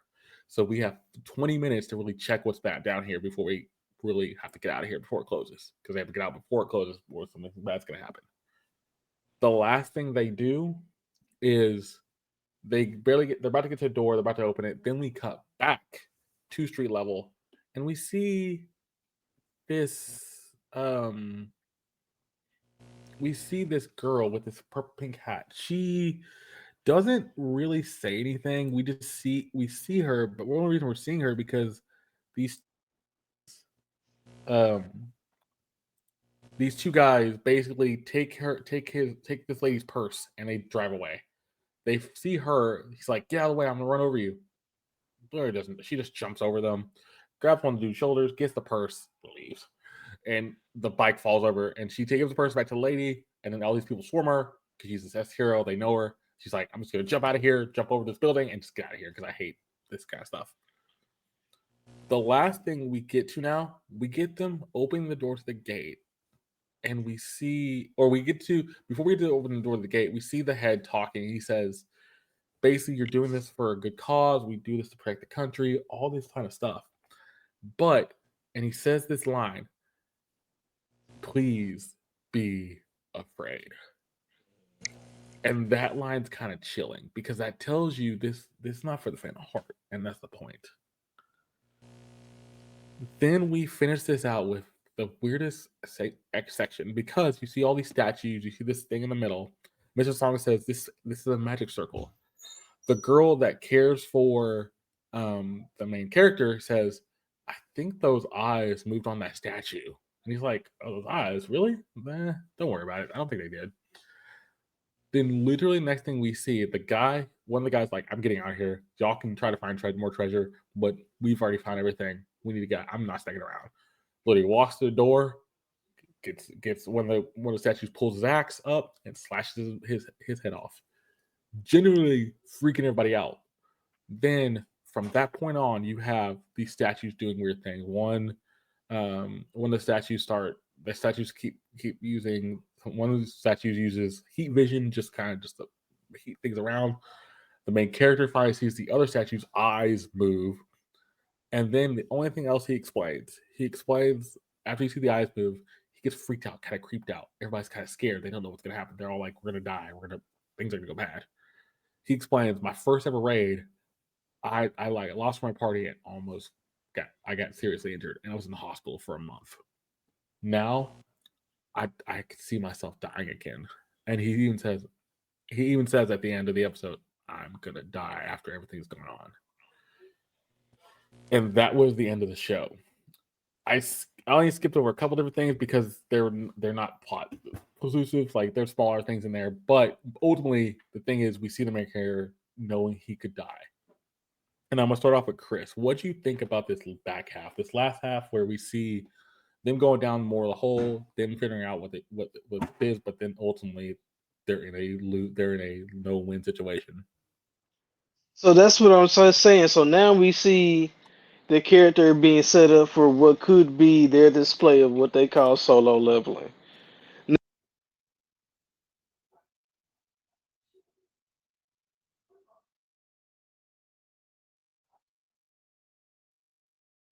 Chris, Do we Can you hear me now? I can there hear we now.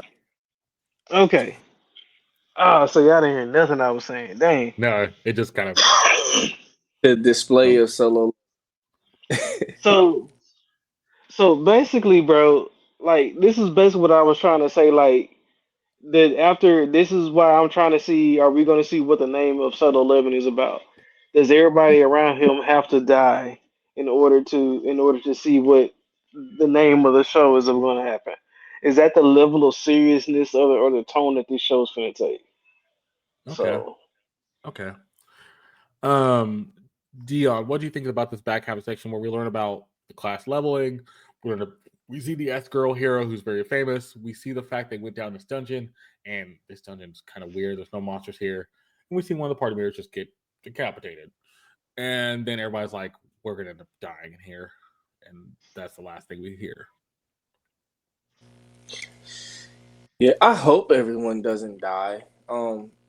Mainly because the girl, his little girlfriend, like that would be devastating.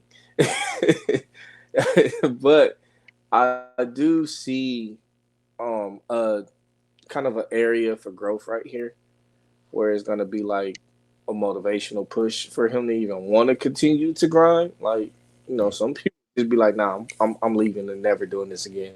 I'm gonna go be a mailman." No, but I see a reason for that happening if everyone does die, even if everyone dies, but his girlfriend. Now, I'm not understanding the reason to show the S ranked hero yet, other than like maybe a compare and contrast of maybe the levels of the characters. Mm-hmm. They really tie that in too well for me. Like, why is she here? Because we already see these guys going off in the front half, so we can see the difference in abilities. So I want to see what's gonna happen with that. But I mean, Um, go ahead. no, it's a fun episode so far. I don't think it lived up to all the hype it was getting, but it definitely did. Okay, that's what I'm about to get into. I have two questions for the both of y'all, and it's actually one's the rating. The other question is, and somebody brought this up, somebody who I follow on YouTube, and I thought about it myself. First off, do you think this should have been a longer episode, a 45-minute to an hour episode? And secondly, what would you give the rating for Solo Leveling episode 1? And I'll start off with Deon for this. Um, Rating. I'll start with the rating.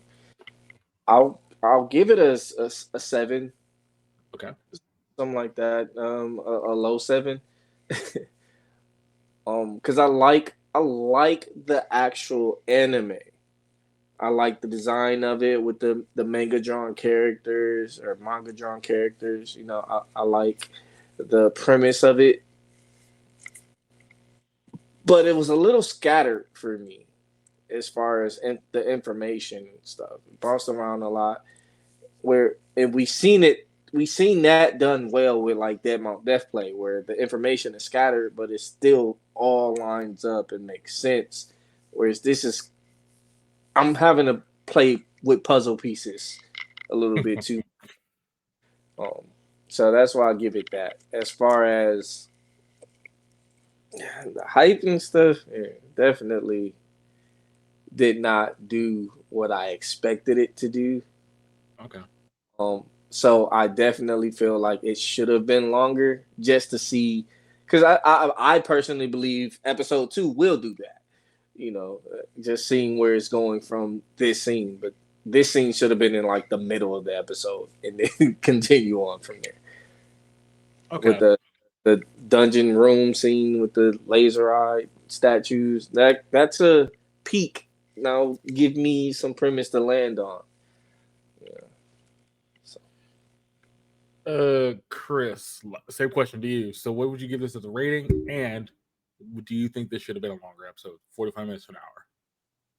So I'm going to answer that in reverse. So Okay. yes, I do think this should have been a 45 minutes or an hour episode because for them to put as much hype as they did into this anime and then to leave everybody off on such a cliffhanger on what's supposed to be the main action of the show, like come on now. Like honestly, that would make me not watch the show. But just like Dion was saying, I do like the style and everything that they have going for them. Like I do, and because I mean, this episode seemed like they kind of tried to condense the whole setting really quickly, Mhm. like almost like you set it up too quick. Yeah. Correct. So so therefore, I'm gonna give this episode like a 6.8. Okay. So, you're right with Deon 7, 6.8. Okay. Yeah. I have to agree with the both of y'all. I have to give this like a 5. See, we were And being nice for dramatic style of the writing or the characters and stuff. yes. You're just gonna go for it. All right, kill And here's the reason why. And him. here's the reason why. I think I agree with you on everything. The characters, the way it's done, all that is good. But I also think you could have done an hour an episode because where it leaves off, you leave off on a cliffhanger. Me and Chris know we've watched a lot of Dead Not Deathway. We've watched a lot of Hell's Paradise. The cliffhangers you leave us off on have to be decent. This cliffhanger is kind of weird. Yeah. It doesn't really work the same way. And I think you would, if you had the 45 minutes, you could literally go, okay, here's where that happens to him after, and then let into the fact, oh, he gets absolutely hurt in this fight, but he comes out of it or something. I don't know, but Yeah. that's the thing. He kind of leaves in the fact like, oh, he says I'm gonna die. That's not great to me. And then I Yeah. think the other thing that you mentioned, Dion, you mentioned the fact it's very scatterbrained. Unlike with Death Mount Death Play, it is scatterbrained, but they keep it cohesive. Season 2, me and Chris said it for the longest time watching season 2 of Dead Mount Death Play, or season 1 part 2, excuse me. They did a good job of keeping it cohesive, but he left you with questions, but then they answer the questions later down the road. Yep. And yet the questions were answered because, oh, we've seen this already. We have a basis for this. Right now, this doesn't feel like there's a basis for this because they try to cram all the world building, everything into one cohesive thing, and you can't do that. That's why I give You it a know, 5. you make a very, very good point. Good, and like you said, good cliffhangers leave you with great questions. I have no questions about this episode. At Like I'm all. wondering anything. I don't care about anything that truly happened in this episode. Like he's not even in real danger to me in this episode. He was in more danger with the goblin than he is now. See? Correct. And it's funny. I think this will get better over time. I do. So I don't think it's going to be like, oh, this is just first episode jitters kind of thing. They're trying to build this world. I think Yeah. the next couple episodes will really hit home. But for now, I think it's going to be wait and see. And I'm okay with that. I'm okay with wait Yeah. and see. That's what I'm But hoping for episode 2. That they got all of this out the way, trying to build the character, build the scenery, and now it's yep. gonna good. But Yep. that also means that if it's not good, this anime is gonna be pushed down my list of good animes. Because Correct. you gotta come hard with episode 2 after a crappy episode like that. With all the hype behind it. So, ladies and gentlemen, that was episode 38 of the Anime Dojo. We'll be back next week. We're hoping Soul Level gets better, which we think it will. I'm looking forward to Magic and Muscles episode 14. But ultimately, Soul Level's hype tempered for now. I think it's kind of at a low bit. If episode 2 comes out banging, then I think the hype's there. But this was so much fun. Thank you, Deon. Thank you, Chris, for joining me. This will go up on the podcast after it processes. Then I'll put it up on YouTube on Thursday. But like I said, that was episode 38 of Anime Dojo. I do thank you for watching. Hope you did enjoy and hope you're from next time. See ya. Later, dudes.